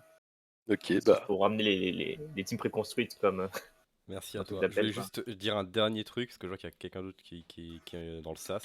Euh, Faut savoir qu'à l'époque de Fus Arena, si tu arrives sur l'île origine, là où tu arrives, t'as 4 ghost off. Et ils avaient tenté de faire un truc où en fait tu es un petit peu obligé de faire du tutoriel, c'est-à-dire d'aller dans des dialogues, potentiellement rentrer dans des combats avant de pouvoir quitter la première île. Euh, donc eux ils avaient tenté ça, mais je sais pas ce qu'on va faire de ça. Parce qu'il y a encore ces 4 PNJ là qui expliquent beaucoup de choses. En réalité, si tu lis les dialogues, ça explique presque tout dans le jeu. Mais je suis pas encore convaincu du format quoi. Le format date de 2012, hein, donc voilà. c'est pas fou. Ok, bah merci, puis Ok. je m'en vais, je vous laisse les prochains. Et ben merci à toi. Pas de Au souci. revoir. On va lire le chat juste après, Squatrix. T'inquiète pas. Je sais pas si le prochain est safe, le B. Est-ce qu'on a affaire à un joueur? Oui. A priori oui. Bonjour, Bonjour. merci à Salut, vous. salut. Franchement, incroyable travail. Ça faisait longtemps que je n'avais pas entendu parler de ce jeu et oui, je l'ai entendu par la recherche pour le Dofus et tout. J'en cherchais un. Moi, je suis venu pour vous parler là, pour vous parler d'un mode de jeu comme un tournoi qui permettrait justement de restreindre un certain nombre de classes au lieu de se dire, bah, on joue les mêmes classes à chaque fois en montant des lots, bah, là, on peut se dire, bah, on a un petit tournoi et dans ce tournoi-là, chaque combat, il y a un certain nombre de persos qu'on peut pas utiliser. Par exemple, dans un combat, tu vois, tu as 3 persos qui peuvent pas être utilisés, Hmm. tu en as 4 et tu as peut-être un perso qui peut être utilisé obligatoirement. Je me rappelle plus. Est-ce que ça existait Oui. déjà ça à Ouais, l'époque? ouais, ouais. Alors en fait, à l'époque, t'avais le calendrier des tournois. Et par exemple, t'avais, je sais pas, le mardi soir, c'était un tournoi où il y avait, je sais pas, je dis une connerie, il y avait que les SRAM et les OSA. Le mercredi matin, c'était un tournoi avec maximum 3000 kamas de budget par perso et t'avais 3 classes bannies, les tours de jeu qui allaient 2 fois plus vite, enfin des trucs comme ça quoi. Donc il y avait de l'idée à ce niveau-là à l'époque. Donc il y avait la possibilité de créer des tournois et il y avait même une interface qui était parfois donnée à des organisateurs de tournois où en fait tu avais des cartes qui te permettaient de changer toutes les règles. Par exemple, tu pouvais créer un tournoi et dedans tu mettais une carte pas d'osa. Tu mettais une carte pas plus de 2 sorts par perso. Voilà. Et tu pouvais vraiment faire des tournois avec des règles très très très customisées. Voilà. Ah, Ouais. peut-être avoir aussi un perso qu'on peut mettre deux trois sorts avec les autres persos. Par exemple, tu as un perso personnalisé, un perso en plus, où tu peux récupérer peut-être un sort d'un Kra, un sort d'un Loza, je sais pas. Ça. Du coup, ça me fait penser au mode avec Ganymede, non? C'était pas ça? Je Non, crois que moi je c'était. pensais plus à Dota 2. Sur un des modes de jeu, tu peux créer toi-même ton perso avec les différents sorts de chaque personnage dans Dota. Ouais, c'était ça. Ouais. Ah oui. Ok, ok, ouais. Bah, effectivement, je crois que c'est quelque chose sur lequel on avait réfléchi justement. Mais de toute façon, effectivement, les tournois, il y aura pas mal de modes potentiellement. qu'on va pouvoir faire. Les tournois ne sont pas encore implémentés, mais c'est quelque chose qu'on va vouloir vraiment pour le coup implémenter, contrairement au 2v2. C'est vraiment quelque chose pour moi qui va ramener la communauté ensemble pour des spikes d'activité. Donc ça pourrait être vraiment cool. Mais effectivement, ouais, non, ça peut être sympa, un mode où les classes peuvent récupérer des sortes d'autres classes ou des choses comme ça peut être cool. Alors, Techniquement, il n'y a rien qui bien permettrait de le bloquer. évidemment, avec un mode d'entraînement, parce que je pense il y a beaucoup de personnes qui se diraient comment est-ce que fonctionne cette combinaison avant de partir en tournoi.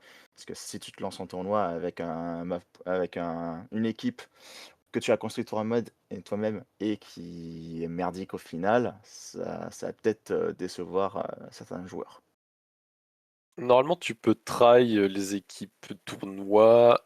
Je me rappelle plus de l'interface, mais il me semble que tu as l'option de try tes équipes en tournoi. Après, si on peut pas dans le jeu de base, on l'implémentera, c'est pas un souci.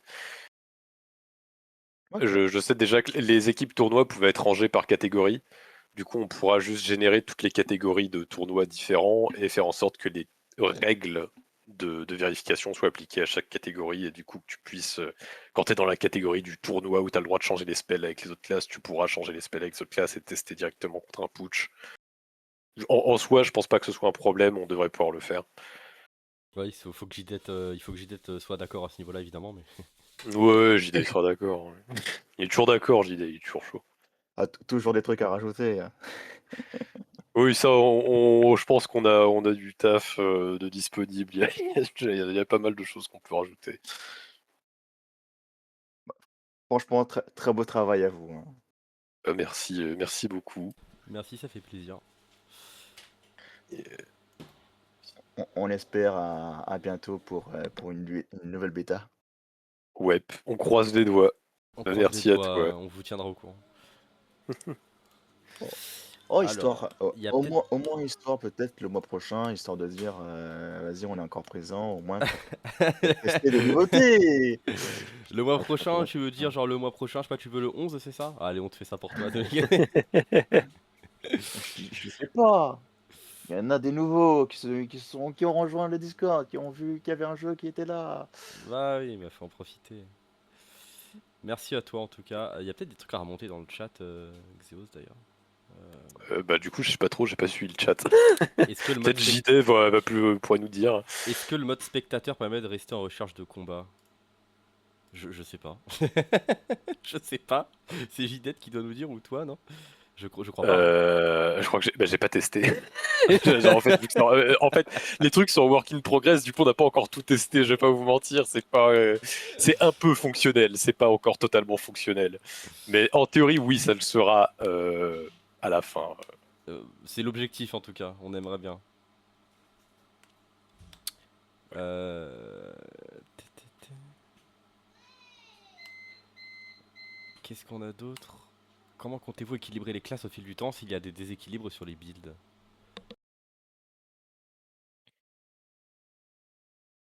C'est une question d'équilibrage. Comment on va équilibrer? Bah, l'équipe du game design va s'en charger, globalement. C'est retour de la communauté, plus l'équipe game design qui place sa vision. J'ai répondu partiellement. Ah, le Pour B a répondu. pour la taille de la map, une boîte à idées serait une bonne idée. Oui. Est-ce que l'historique de Ouais. combat fait pas un peu doublon avec les replays? Pas vraiment. Alors, ah oui, alors non, du coup, l'historique de combat, c'est pas juste pour vous. Le but, c'est de pouvoir voir l'historique de combat d'autres personnes aussi. C'est ça l'idée. Et c'était notamment une façon qu'on avait de mettre en place euh, des... ça vient un peu en combinaison avec les signalements les reports de joueurs. Si vous avez un doute sur un joueur ou des choses comme ça, vous pouvez regarder son historique et voir s'il triche typiquement. Bon après, je vais pas vous mentir, avant la prochaine bêta, on va faire en sorte que cette fois-ci, on ait vraiment des systèmes automatisés bien robustes pour détecter ce genre de choses. La dernière bêta, on l'a sorti un peu rapidement. On s'était dit que les gens seraient chill, c'était bon enfant, voilà, voilà. Et au final, les gens, ils se sont quand même dit qu'ils allaient tricher. Bon, on a retenu notre leçon, on sera un petit peu plus intransigeant la prochaine fois. Mais voilà, c'était aussi en parallèle de ça, c'est pour vérifier qu'il n'y a pas de triche ou bien regarder ce que au-delà de vérifier la triche, hein, c'est regarder ce que d'autres gens voient, ce que d'autres gens font, ce que d'autres gens jouent, etc., quoi. Salut, le jeu On a, sort quand? On a Idle dans le sas. Le jeu sort quand, Xeos? C'est une question piquante. Bah demain, bien sûr, demain. Ouais. Non, on va faire monter Itel. Vas-y, mets un event. Bonjour, Hello, Yo, salut, comment salut. ça va? Ça va et toi? ça va? Ouais, ça va, hein. Écoute, déjà, ça fait plaisir de voir que vous n'avez pas disparu, même si nous, on le savait depuis un moment que vous continuez dessus. Moi, je vais pas forcément parler de ce que vous avez montré, parce que globalement, tout a été dit, et je pense qu'il n'y a pas grand-chose à rajouter sur ça. Hormis, la seule chose, je pense, c'est que des gilles gigantesques, ça sert à rien. La plupart du temps, ce qu'on fait, c'est se battre, juste se mettre sur la gueule, on ne se déplace pas trop. Donc je pense qu'avoir quelques petites îles spécifiques, mais vraiment petites, où on est tous patchés les uns sur les autres, c'est mieux communautairement parlant. Ouais, je suis Je assez pense que d'accord. T'avais vu un peu les applis sur Dofus Arena? La taille qu'ils avaient? ouais, vaguement, mais c'est même pas moi ce que en fait, j'ai remarqué que quand j'y jouais, tout le monde était sur la map de base, là, celle où tu arrives, tu sais, Ouais, on a fait la première photo, quand on a fait les tests, quand on pouvait pas encore faire les combats. La première fois où on s'est connecté. Ouais, ouais. ouais, clairement. Il y a un Après, truc Là, il n'y avait aussi. c'est pas encore le mode spectateur. Faut savoir quand même que les tryharders, ils aimaient bien se cacher sur d'autres îles pour que les gens puissent pas les spec. ouais, à la limite, ce que tu peux faire, Mais c'est juste faire, une île perso, où tu peux inviter quelqu'un dessus. Il y avait des îles de clans sinon, mais. Mais oui, je suis pas sûr qu'il y ait besoin d'avoir 50 îles et surtout pas qu'elles Non, soient grandes. après, il y a un truc aussi, c'est. je suis d'accord. Moi, Tu peux faire des îles de tournoi par exemple, par contre. je vais donner mon avis personnel sur les îles. Attention, je ne parle pas au nom du projet, hein. Euh, Moi, mon avis sur les îles, c'est qu'elles étaient surtout là pour tester le moteur. Parce qu'on sait que Wakfu découle de Dofus Arena, etc. Bon, on va pas refaire l'histoire. Je pense qu'il y avait une volonté aussi de faire des essais d'environnement un peu larges, parce que ça servait pour Wakfu aussi tout simplement. Donc c'est pour ça aussi que les îles sont très très vides. Moi, mon avis, c'est qu'elles n'ont absolument aucun intérêt aussi. Mais Hmm. ça ne reste que mon avis. Je sais que Nelimi va me tuer, mais Non, bah, pour moi, vraiment, ça sert juste effectivement de lobby pour discuter avec les gens. Tu vois, quand t'as pas envie de discuter sur Discord ou quoi, c'est rigolo, ça donne un peu de vie, mais effectivement, faut juste que ce soit un petit endroit, quoi. T'as pas besoin des gigantesques open world qu'il y a. La place du Zap, genre t'as la place du Zap et le potager, c'est bon, t'as la place que les gens utilisent de manière générale, tu vois, c'est. Moi je suis un Je sais peu pas. d'accord. Donc je pense que effectivement, on va probablement couper les maps euh, avec l'éditeur.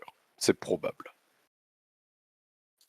Mais du coup, moi là où la raison pour laquelle je suis venu parler là, c'est surtout par rapport à l'avenir, l'après développement. C'est-à-dire que là, imaginons, on est au moment où le jeu il a été release, vous êtes plus en bêta ni en alpha, vous avez lancé la première saison, on fait des tournois, etc. Ça se passe bien. Le, le- Est-ce que vous avez déjà une idée de comment vous pensez aborder la chose ou pas du tout? Vous n'avez pas vraiment songé. Dans le sens où, par exemple, la première saison se finit. Est-ce que déjà ce sera un système de saison? Est-ce que vous n'avez pas encore établi vos idées? Comment ça va avancer? Parce que moi, par exemple, en tant qu'envie de joueur, j'aimerais un système de saison. Vous voyez, les Battle Royale, chaque saison, c'est un peu des nouveaux thèmes, des nouvelles choses qui changent, il y a des nouveautés. Un peu ce même délire-là. À chaque fois qu'on a une nouvelle saison, c'est un nouveau thème. Par exemple, les premières saisons, ça va être la saison pourpre. Il va y avoir des cases de flammes, par exemple. Je dis n'importe quoi, hein, j'invente des cases spéciales saison pourpre, des équipements qui arrivent spécifiquement pour cette saison, des conneries comme ça, par exemple. Et ce qui ferait changer globalement la méta avec des patchs équilibrage. Donc ouais, Je sais pas effectivement, comment vous sentez. il y a plusieurs choses. Effectivement, pour l'évolution de l'équilibrage, oui, on va clairement continuer de faire de l'équilibrage de plus en plus au fur et à mesure du temps. La première idée, c'était de recréer le jeu tel qu'il était pour notamment l'aspect nostalgique, mais par contre, effectivement, pour l'aspect futur du jeu, vraiment, on veut faire de l'équilibrage, on veut changer le jeu, on veut ajouter des mécaniques et du contenu. Donc ça, c'est sûr. Effectivement, on avait aussi prévu de partir sur un système de saison. Alors, je ne sais pas trop en termes de thème comment ça sera pour le coup. Je ne sais pas s'il y aura des thèmes ou si ce sera juste des reset ladder avec des récompenses de ranked, tu vois, des trucs dans le genre. Ça, on ne s'est pas encore trop mis d'accord, mais on a envie de faire un système de saison qui permette d'un De peu connaissant rythmer les gens, l'évolution. de connaissant comment fonctionnent les gens, ils aiment bien quand il y a des thèmes parce que tu dis putain, ouais, je me souviens bien de cette saison-là parce qu'il y avait un thème marqué. Et du coup, il y a des thèmes qui plaisent. Je... Plutôt que juste saison 1, saison 2, saison 3, ça en saison 1, je dis n'importe quoi, saison 1, chacha, saison 2, pour saison 3, tu vois. Ouais. Juste avoir un thème, ne serait-ce que juste un nom, ça aide Juste un Ouais, petit ouais. simple Ouais, sentiment. faut juste trouver une façon de faire des thèmes qui ne demandent pas forcément de création d'assets particulières parce que malheureusement, on est surtout des devs dans l'équipe. Donc, typiquement, on va pas pouvoir s'amuser à faire des choses qui n'existaient pas beaucoup ou pas trop dans le jeu à l'époque en termes d'assets graphiques. Euh, mais effectivement, on pourra quand même sortir des thèmes en mode des, des nouvelles maps avec un thème de biome pour une nouvelle saison ou des choses comme ça.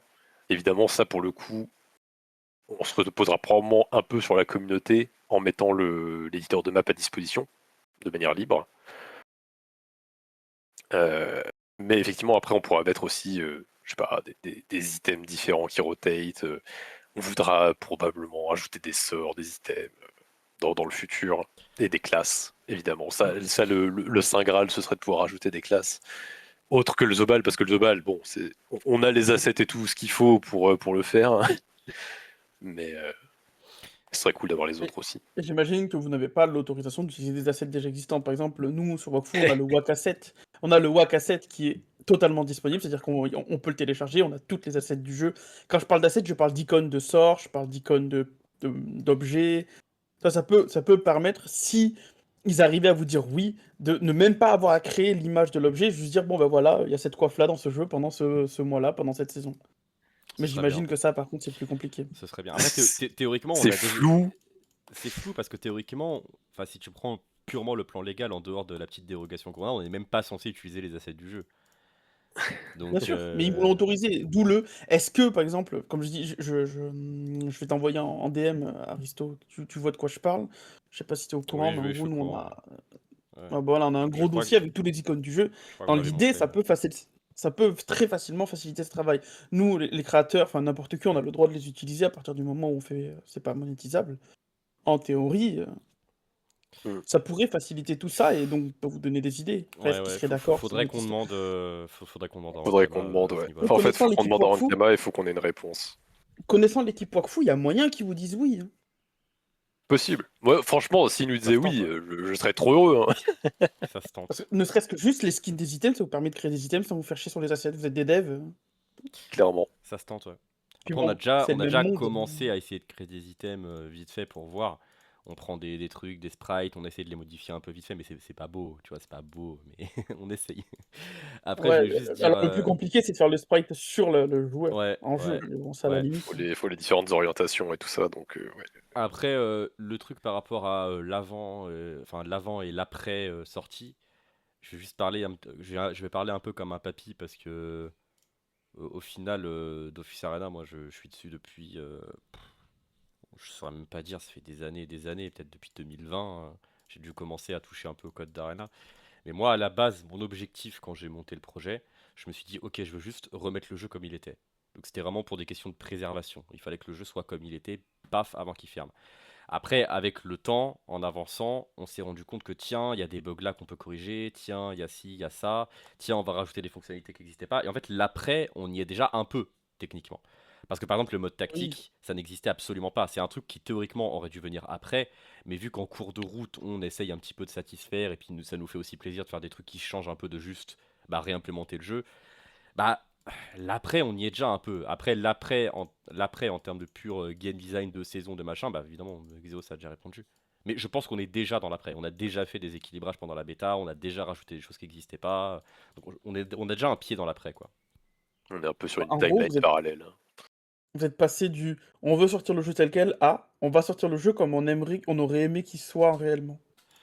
Ouais, Oui, pas un forcément peu. comme nous on aurait aimé, mais comme la communauté l'aurait aimé. Parce que le mode tactique, c'était par exemple Quand c'était je des gens leur qui dis me l'avaient nous, demandé. je- Ouais, ouais, ouais, j'englobe bien sûr. les joueurs de manière générale. Ouais, bien sûr. Puis c'est surtout que, Mais c'est souvent ça, on a des souvenirs qui sont édulcorés par rapport à ce qu'on a l'habitude, et quand tu retournes dessus, tu te dis ah, C'est le exactement la ah, réaction que j'ai en eue la fait, première fois que je suis rentré dans le jeu, la première fois où je faisais mes essais pour faire marcher un serveur et que je suis rentré dans le jeu. Évidemment, le truc dont tout le monde avait rêvé. Moi, j'étais rentré dans le jeu en premier. Et en arrivant, je me suis dit, ah ouais, c'est pas trop comme dans mes souvenirs, il y a quand même beaucoup de choses à améliorer. C'est exactement ce qui s'est passé. D'ailleurs, on peut donner un exemple très con. On a fait une modification sur le système des arbres de talent. Faut savoir que les arbres de talent, dans le mode évolution, en fait, c'était une petite tête qui se déplaçait sur l'arbre de talent et tu avais une petite animation qui faisait slider la tête le long de l'arbre. Et il y a des intersections dans un arbre de talent. Et si tu voulais revenir à une intersection, il fallait que tu réachètes une par une toutes les nodes avec ta petite tête qui faisait tout le chemin jusqu'à l'intersection pour pouvoir recommencer à repartir dans une autre direction. On a enlevé ça pour que ça devienne un arbre de talent normal. C'est-à-dire, tu cliques sur une node, tu l'achètes. Voilà. Oui, elle était très très lente, la tête, hein. Elle prenait vraiment son temps pour aller d'une node à l'autre. Et typiquement, c'est des trucs, Quel genre, enfer. tu te dis, ok, à l'époque, ça devait être rigolo, j'en regarde peut-être un bon souvenir, mais dans les faits, en termes de game design moderne, tu regardes le truc, tu te dis, mais c'est quoi ce bordel, quoi? Ça me fait penser à Dokkan Battle, il avait fait globalement pareil. À l'époque, quand on devait acheter les orbes, c'était une par une, mais ils ont fait bon, maintenant quand vous cliquez en haut, ça prend tout. C'est tout con, mais oui. Ça se Ouais, voit que c'était à l'époque, quoi. à l'époque, le temps des joueurs, il était pas très important. Il y avait moins de compétition, il y avait moins de jeux qui pouvaient prendre ton temps, tu vois, aujourd'hui. Tout va très vite. C'est la génération TikTok, hein. Ouais, faut qu'on s'adapte au TikTok Kids. Déjà, là, les combats Dofus Arena, ils durent l'équivalent de 172 TikTok, vous vous rendez compte? Non, mais ouais, on a déjà pas mal avancé sur les QL autour du jeu, donc effectivement, à ce niveau-là, c'est vrai qu'on est un peu déjà sur un Dofus Arena 2.0. Bah Déjà, oui. tu vois les damage quand tu prends un screenshot avec les damage preview sur un mode tactique, tu te dis, ah oui, c'est déjà plus le même jeu, là. Plus le même jeu. Et c'est Dofus Arena ou. Nouvelle classe 6-7, ok. Ne montre surtout pas le gif que j'ai envoyé tout à l'heure. Il y a quelqu'un dans le chat qui dit tuto sur chaque perso, des bots de chaque classe dans un coin qui donne la possibilité de tester le perso avec un bouton minimum level et max level, tout est développé pour tester. J'ai rien compris, je suis désolé, Schwarz. Ah ouais, si, je crois que je vois ce qu'il veut dire. Ouais, c'est vrai que ça pourrait être intéressant de tester les. Parce que c'est vrai que le personnage en mode évolution entre le niveau 1 et le moment où il a beaucoup d'XP, bah il va pas jouer pareil, tu vois, il va pas avoir les mêmes sorts, il va pas avoir les mêmes stats, tout ça, donc t'as plus de possibilités. Donc ça pourrait être intéressant de pouvoir tester en push un personnage qui a déjà beaucoup d'XP pour savoir si t'as envie de t'investir dessus en avance, tu vois. Ah bah attends, il est là. Attends, Itel, tu vas rester avec nous, on ramène un copain. Bah, si t'as envie de rester, Itel, hein, si tu veux partir, il y a pas de souci. Comme tu veux. T'es chez toi ici. Non, mais s'il y en a d'autres qui veulent parler, je vais pas prendre plus de place. Non, Hein. mais Je on vais- peut je faire vais une parler de ce que conversation à vous 4 voulez. aussi. On peut faire une conversation à 4. Alors, Après, moi, je pour vais l'idée, retourner ce que je suis en train de faire moi aussi. Hein. Je pense aussi à côté. Et en plus, comme je disais, on m'a coupé ma fibre. Alors là, je suis sur ma 4G. En Alors, fait, du je sais pas 5. pourquoi je sert pour monter. On te laisse, Itel, retourne à tes Ça occupations. va, je vous laisse, Merci parler à de tout tous ça. pour ton retour. Merci en tout cas pour le temps, merci pour tout ça. Et hâte de pouvoir continuer. Et je disais juste, Aristo, tu vois le site que je suis en train de faire, il y a un monde où si j'ai fini, quand vous sortez votre truc, eh ben, je me mets à faire la même chose, mais pour Arena. Tu vois. C'est une possibilité. Donc, Il y a déjà eu des gens qui ont fait Ouais, des bien. essais, un petit peu de sites de compo, de trucs de strat. J'avais regardé du coin de l'œil, ce que j'étais très occupé, mais je crois qu'il y a d'autres gens aussi qui s'intéressent un peu à ça. Vous êtes moi, l'idée, plusieurs à c'est vous réussir à intéresser. ramener les gens qui viennent de Wakfu dessus, grâce à ça. Ouais, ça ce serait cool. Parce que les joueurs Wakfu Parce que nous, on n'a pas, apprécieraient. on n'a pas de PVP. On n'a pas de PVP. Donc, s'il y a un système de saison de PVP qui se tourne, ça peut faire venir les joueurs de Wakfu, ne serait-ce que juste pour avoir du PVP, sans se dire, putain, lui, il est riche. Moi, je suis pauvre, je peux pas faire de PVP. Bah ouais, là, c'est tout le monde au même niveau, en fait. Donc, c'est une façon de Ok. faire du PVP Coliseum, mais sur Wakfu, pour nous. Ouais. Et on espère que les joueurs de Wakfu Bon, allez, je vous laisse. viendront. Et- Merci, Bon, bah, Itel. essayez. On va pouvoir écouter le pavé incompréhensible de Schwarzy. Moi, je suis sûr que j'avais compris, Non. mais vas-y, réexplique ton truc. D'accord, d'accord. Donc, en fait, l'idée, c'était de mettre un perso dans le coin de la map. Parce que bon, chaque perso, c'est bien beau de les connaître, c'est bien beau de savoir à quoi ils servent, quel saut ils ont au départ.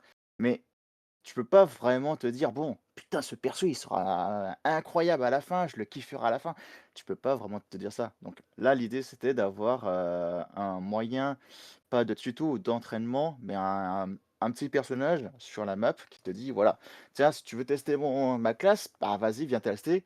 Et tu as le choix. Soit tu peux le tester au niveau 1, au niveau 2, au niveau 3, ou même au niveau maximum. avec toutes les parties débloquées, mais que dans la branche demandée, comme si moi, joueur, j'ai monté mon perso, mais au niveau max, mais sans pour autant l'avoir. Hmm. Bah, Donc, ce serait possible. Après, je vais faire une comparaison peut-être foireuse avec Path of Exile. Euh, Dans ce jeu-là, tu vois, un gros côté de l'attrait, c'est de monter, tu vois, c'est d'avoir le perso qui monte. Et genre, quand tu commences ton build, tu sais pas si ça va être bien à la fin, tu vois. ouais. Et à la fin, quand tu arrives à le faire marcher, t'as vraiment une énorme satisfaction. Ou bien quand ça marche pas, t'as vraiment le seum et tu désinstalles, mais t'as capté le truc. Et genre, les développeurs de ce jeu insistaient beaucoup sur le fait que ils voulaient pas des environnements de test justement où tu pouvais tester des personnages déjà full montés sur des pushes et des trucs comme ça parce que ça cassait l'envie des joueurs en fait de Découvrir le faire les perso. choses derrière le coup. Genre ils avaient plus la dopamine de la progression, tu vois. Ils avaient déjà eu le truc au bout et du coup ils avaient même plus la motivation de vraiment monter. Et du coup, je comprends l'envie, peut-être, mais je sais pas. Bah, peut-être éventuellement, oh, non, ça sera un peu chiant ça. C'est de se dire effectivement de faire la même chose, mais juste avec peut-être éventuellement un ou deux sorts du niveau final. Je sais pas, j'avais ça en tête. Mais je comprends tout à fait ton idée, c'est de découvrir son perso et de le monter au fur et à mesure et de savoir si ça fonctionne ou pas. Je reconnais. À voir si plus tard on donne des possibilités de restart aussi, de reset l'arbre ou quoi. Pour l'instant, on a dit que non, mais on sait pas, le game design peut évoluer. Je voulais justement demander à Lebé s'il avait un avis là-dessus, mais il est reparti. Il est reparti faire videur, hein. Parce qu'il fait quand même. Si je peux, à mon avis, vous pouvez, juste avec les persos élites, tu peux relativement bien approximer ça. C'est juste que tu n'auras pas autant de granularité sur les pourcentages de dégâts et les pourcentages de résistance, mais avec un Ouais. perso élite, tu peux déjà voir à peu près ce que ça va donner. Ah, t'as plus de PAPM quand même. Oui, tu n'es pas obligé de les utiliser contre un putsch. Oui, certes, mais si t'as envie d'avoir l'idée de qu'est-ce que ça va donner ton perso évolution quand il aura tous ses PAPM, tu vois. Parce que ça change un peu les quantités, les combos que tu peux faire quand t'as plus de PA. Tu as des items pour ça. Je pense pas que tu puisses tout approximer. À mon avis, tu peux presque tout approximer avec des items sur tes persos élites et faire du putsch. Ouais, certes. Si tu fais beaucoup, si tu mets des persos en plus, genre des Xel, des Eni pour booster les PA derrière, pour avoir un perso 12 PA.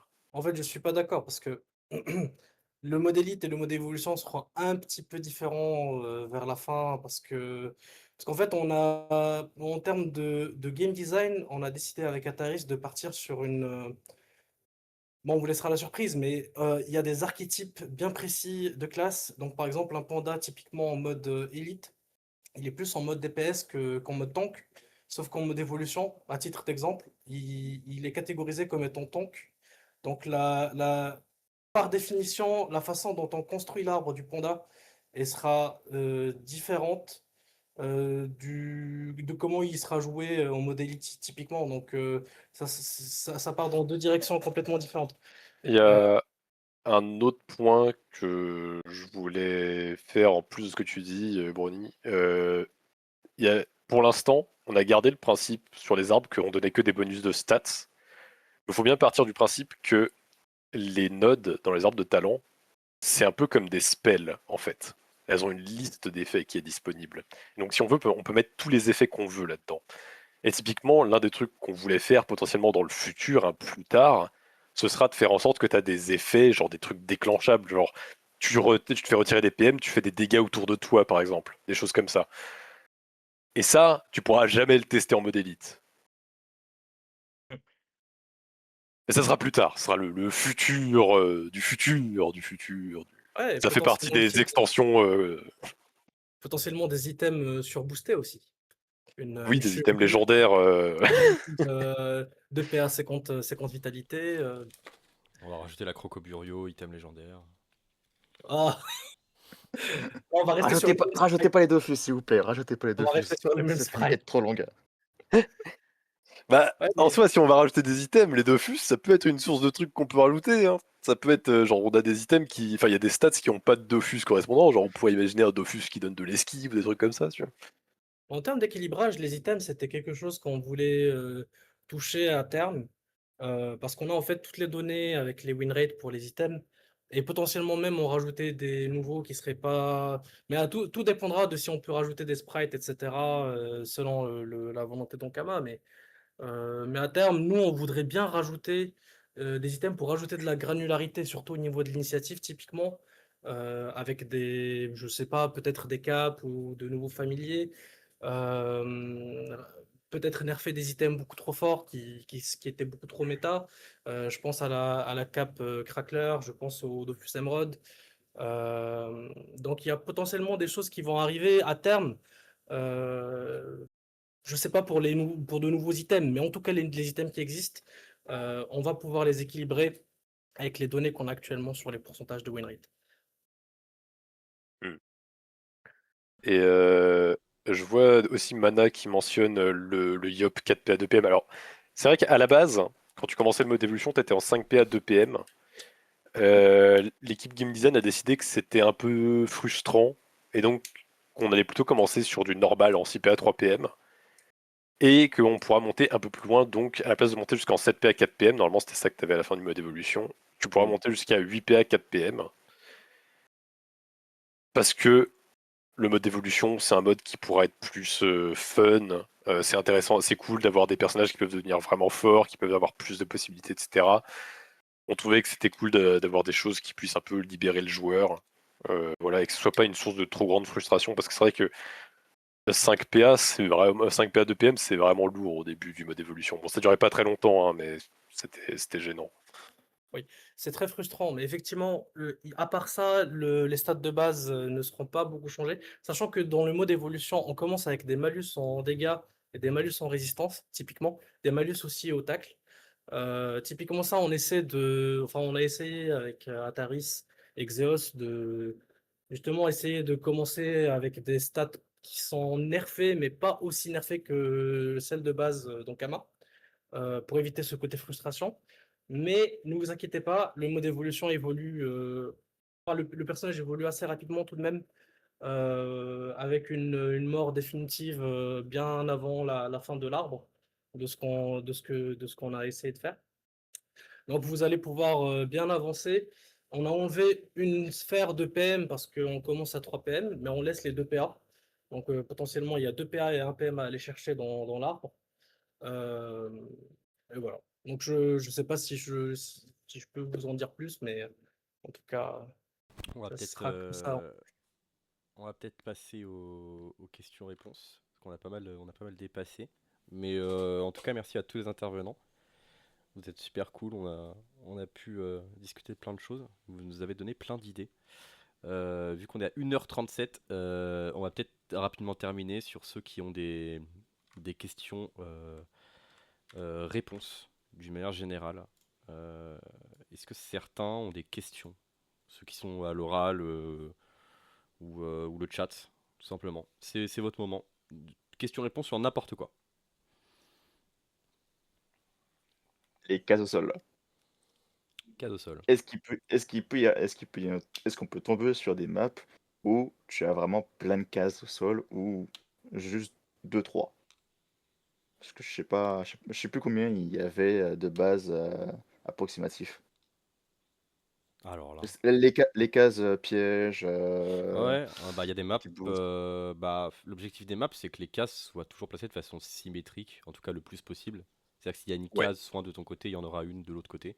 Après, oui, il y a peut-être des maps avec un peu plus de cases que d'autres, mais je pense que globalement, il y a à peu près le même nombre de cases, non, Xios? Ça dépend. Il y a vraiment des maps qui ont très peu de cases et il y en a d'autres où c'est vraiment rempli partout. Après, si tu veux voir, normalement, JD avait fait un repo avec toutes les maps de Dofus Arena qui sont montrées. Mais oui, non, il y a des maps où vraiment t'as genre 4 cases bonus et d'autres où t'en as genre une vingtaine. Ça Ouais. dépend un petit peu. Ça peut être assez aléatoire en vrai. Il me semble. Ça dépend du game design que Ankam avait prévu sur la map. Oula, il y a Pas plein de mal, parce questions. qu'effectivement, des Ouais. fois, je faisais Rodolphe, des il m'a équipes des questions. sur les pièges, sur les cases. Pour ça. Hello, c'est déjà prévu apparemment. Plus facile de monter au début, oui. Drop, augmenter le taux de drop énormément pour les débutants, mais limité aux items de bas niveau. C'est théoriquement déjà le cas, hein. Il me semble, hein. Je sais plus. Oui, après ça, on pourra altérer la formule s'il faut, mais il me semble que les items de début sont déjà plutôt communs, mais je me rappelle plus trop, En fait, j'avoue. c'est pas le taux de drop global qui change, c'est-à-dire que le pourcentage de chance que tu aies un item à la fin du combat, ça, il dépend, il me semble qu'il dépend de la win streak. De mémoire, en plus c'est moi qui l'ai codé, mais je m'en souviens plus. C'était il y a longtemps. Par contre, il y a un poids qui est assigné à chaque item, et les items de plus bas niveau ont un plus gros poids, donc tu as plus de chances d'avoir des items de plus bas niveau, même si tu es haut niveau. Et le fait d'être, entre guillemets, haut niveau, va juste débloquer le fait que si cet item-là de haut niveau soit dans la pool, mais il sera forcément plus rare qu'un item de débutant. Après, oui, c'est toujours sujet à changement. La question sur la bêta, le mode d'élite sera jouable. Bah, en fait, moi je pensais que oui, pour qu'on puisse tester le fait que le multi-queue fonctionne, typiquement. Et pas que, il y a aussi pas mal de bugs qui ont été remontés lors de l'ancienne bêta. Il faudrait qu'on puisse potentiellement les tester aussi. Oui, tout à Vos fait. retours sur l'idée de faire des défis inspirés des puzzles du Discord. Dur à dire. En fait, il y a déjà théoriquement un système de petits défis dans le jeu. Après, par rapport inspiré des puzzles du Discord, moi je saurais pas te dire, hein. Mais on aimerait qu'il y ait des petits défis dans le jeu, ouais. Ceux qui étaient là à l'époque déjà. Moi je pense que oui, hein, je pense que. Enfin, peut-être qu'au début on essaiera. Enfin, alors, plusieurs choses. JD avait commencé à essayer de reproduire les vieux puzzles. Enfin, je sais qu'il avait commencé à rechercher la problématique, mais il s'était rendu compte très vite d'un truc. C'est qu'en fait, les sorts, ils ont changé entre le moment où les puzzles, ils ont été postés et genre même la fin du jeu, typiquement, parce que il y a certains il y a certains puzzles, c'était des trucs qui dataient des premières versions de Dofus Arena, de 2008 et des trucs comme ça. Et en fait, c'est vrai qu'on s'est rendu compte, le souci des puzzles, c'est que ça dépend de l'équilibrage, en fait. Si les sorts changent, et ben le puzzle, il change aussi. Donc, faut voir un petit peu avec ça. Comme si tu changeais ton cavalier, comment il bougeait finalement. Donc, Bah ouais, ça peut poser problème, mais on aimerait bien, ouais, les puzzles, on aimerait bien, et potentiellement, effectivement, prendre les puzzles de la communauté, ce serait cool. Par contre, on n'a pas d'outils pour l'instant pour ça, et je sais pas, ouais, à voir. Mais ça, pour le coup, j'avoue que c'est pas un truc sur lequel j'ai trop réfléchi pour l'instant. Système de puzzle du jeu est particulier. Je crois que c'est Nat qui était là-dessus. Il est particulier déjà de base. je pense que le plus dur, ça serait de coder une IA, voire impossible. Sinon, faire des puzzles un peu Bah, le truc, c'est classiques. le truc, c'est qu'avec ton puzzle, en fait, tu vas le designer d'une manière qui est liée à l'IA qui va jouer la partie adverse, en fait. Ce qui fait que si à un moment tu peux casser le puzzle, si à un moment il y a une mise à jour sur l'IA de tel truc, peut-être que ça va casser un peu. Clairement, Enfin, c'est un peu compliqué, mais on aimerait bien du dur coup. à maintenir, oui. C'est dur à maintenir. Un hôtel de vente pour améliorer le commerce. Possible. Je sais pas. Ouais, Pas après, si on d'avis réduit la encore. taille des maps, je pense, ouais, je sais pas, c'est pas très. Je sais Peut-être, pas. mais c'est pas. Pour le coup, ça sera vraiment pas prio, ça, mais Ouais, mais à c'est pas voir, hein. impossible en soi, mais À voir. Je le garde dans le coin de la tête quand je me pencherai sur le commerce. ça peut être une idée, ouais. Jouer contre l'IA en cas de fail de recherche combat, toujours impensable. Alors, c'est pas impensable, je crois. Non, c'est pas impensable, c'est juste hyper dur et. C'est juste super dur, mais c'est pas impensable. En fait, il faudrait qu'à un moment, on ait envie de se lancer dans un gros challenge, quoi, qu'on ait le temps de faire ça. Ouais. Est-ce que dans Mais le moi, j'aimerais bien. futur, Moi, j'aimerais bien. est-ce que dans le futur, ceux qui ont du mal en PvP pourront se stuff via le PVM à la place? Bah, je pense pas le PVM, mais le mode Evo, juste. En fait, le mode Evo, l'avantage, c'est que même si tu perds, tu peux quand même gagner des trucs. Genre, même si tu perds, tu vas gagner de l'XP. Même si tu perds, potentiellement, tu pourras peut-être. Est-ce qu'on fait que tu peux gagner des items? Peut-être qu'il faudrait qu'on fasse potentiellement gagner des items avec un plus bas taux de. Je sais pas, est-ce qu'on Ouais, peut gagner des items si on perd actuellement? Je sais plus. non. Pas. Là, Non, là, non. en mode élite, non. En mode Non, élite, non. non. Faudrait peut-être qu'on fasse ça, mais genre qu'on baisse énormément le taux de drop, tu vois, avec des choses comme ça. Mais en tout cas, le mode Evo, je pense que c'est déjà une bonne solution pour ça. Quand t'es débutant, même si tu perds, tu gagnes de l'XP. Donc dans tous les cas, tu vas avoir une progression et derrière, tu pourras peut-être battre des gens qui ont moins d'XP que toi potentiellement quand tu vas matchmake avec eux. Je sais pas. Je pense en partie ça aidera. Après le PVM, de toute façon. Il faut le rappeler que à l'époque, c'était les gens en mode évolution qui alimentaient les gens qui jouaient qu'en mode élite, en item. Parce que le mode évolution, les gens étaient bien avancés par rapport au mode élite. Et je pense notamment à Silence ou à d'autres joueurs du même calibre qui avaient accès à des items totalement fous avec le casque du dragon blanc. Je Ouais. pense que Après, c'était comme ça le nom. ouais. Mais après, ça, on essaie justement de le limiter avec le nouveau système de progression Elo du mode élite qui fait que les gens monteront plus haut niveau, tu vois. En Exactement. théorie, ça devrait compenser en partie ça, je pense. Faudra qu'on essaie d'équilibrer. Voilà. Comment devenir fort au jeu? Il faut Il faut jouer. grind. Faut suivre les tutos du B. Même il faut juste faut cliquer. C'est vraiment le jeu où il faut être dextre, tu vois. Sur Dofus Arena, faut vraiment que tu entraînes tes clics. Il faut juste trouver l'archétype que tu aimes bien jouer et t'entraîner sur le même archétype avec des variantes. Est-ce que le mode Evo va drop les mêmes items qu'Elite lorsque les deux modes seront dispo? Je sais pas. On n'a pas réfléchi à ça du tout. Normalement, oui. Mais il y a peut-être un truc il y a peut-être un truc que je sais pas encore qui va poser problème, mais je pourrais pas te répondre. En sous-question, est-ce que le stuff donnera comme Vanilla des bonus pour le mode PVM, etc. Oui. Ouais. Oui. C'est des items, c'était des items qui donnaient des bonus. Enfin, les items donnaient des bonus sur les blessures, typiquement. La Sur les mort, tout ça. morts, sur les. Je crois sur l'XP aussi, sur le moral peut-être. Ouais. Ouais. Donc ouais, il y aura des items pour. Enfin, les items donneront des bonus. Ouais, il faudrait récompenser beaucoup les noobs. Ouais, faudrait qu'il y ait de quoi les accrocher, quoi. Ouais. Bah, je pense de base, les petits items, les items de base bas niveau, ça se concentrait surtout sur l'XP principalement. Et les items un peu plus hauts, style Alucard, machin, c'était plus au niveau mort, blessure. Ça voulait vraiment venir te chercher, venir te tuer de mémoire. Est-ce qu'il y a d'autres questions? Ou est-ce qu'on a épuisé? Vous avez plus de questions, le chat? De souvenir, le drop des mêmes items faisait que le joueur pro élite était légèrement aigri envers le mode Evo. Ouais, c'est ce qu'a dit le B. Ouais, mais justement, ça, c'est ce qu'on va essayer d'équilibrer. On va essayer de faire en sorte que les top évolutions soient plus ou moins au même niveau que les top élites. Après ça, on va pas le réussir du premier coup, hein. On aura forcément des disparités, mais on va essayer de faire en sorte que l'équilibre se crée pour qu'il n'y ait pas de problème à ce niveau-là. Le chat vocal in-game. Ouais, chat de proximité aussi quand tu te balades sur l'open world. À deux doigts de le coder juste pour le fun. D'ailleurs, là, pour le Sur ce vieux spectateur, il faut client. trouver la personne pour la spec. Ouais. On est d'accord. Ouais, exact. Eh bien, pour aller chercher les gens dans des îles avancées, ça va être compliqué. Un mode de jeu où la partie est déjà bien avancée, le joueur doit gagner en 2 ou 3 tours, un peu comme aux échecs avec les problèmes de maths en 2 coups, mais appliquer un système de combat contre un bot ou une IA.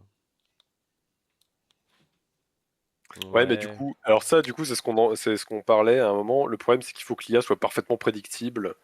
Et en fait, le fait est que le puzzle aux échecs, t'as vraiment que un coup qui est bon à chaque fois. Tu peux avoir toujours que un coup qui est bon, et si tu fais le mauvais coup, ça te dit pouf, t'as faux, t'as raté ton puzzle, tu vois.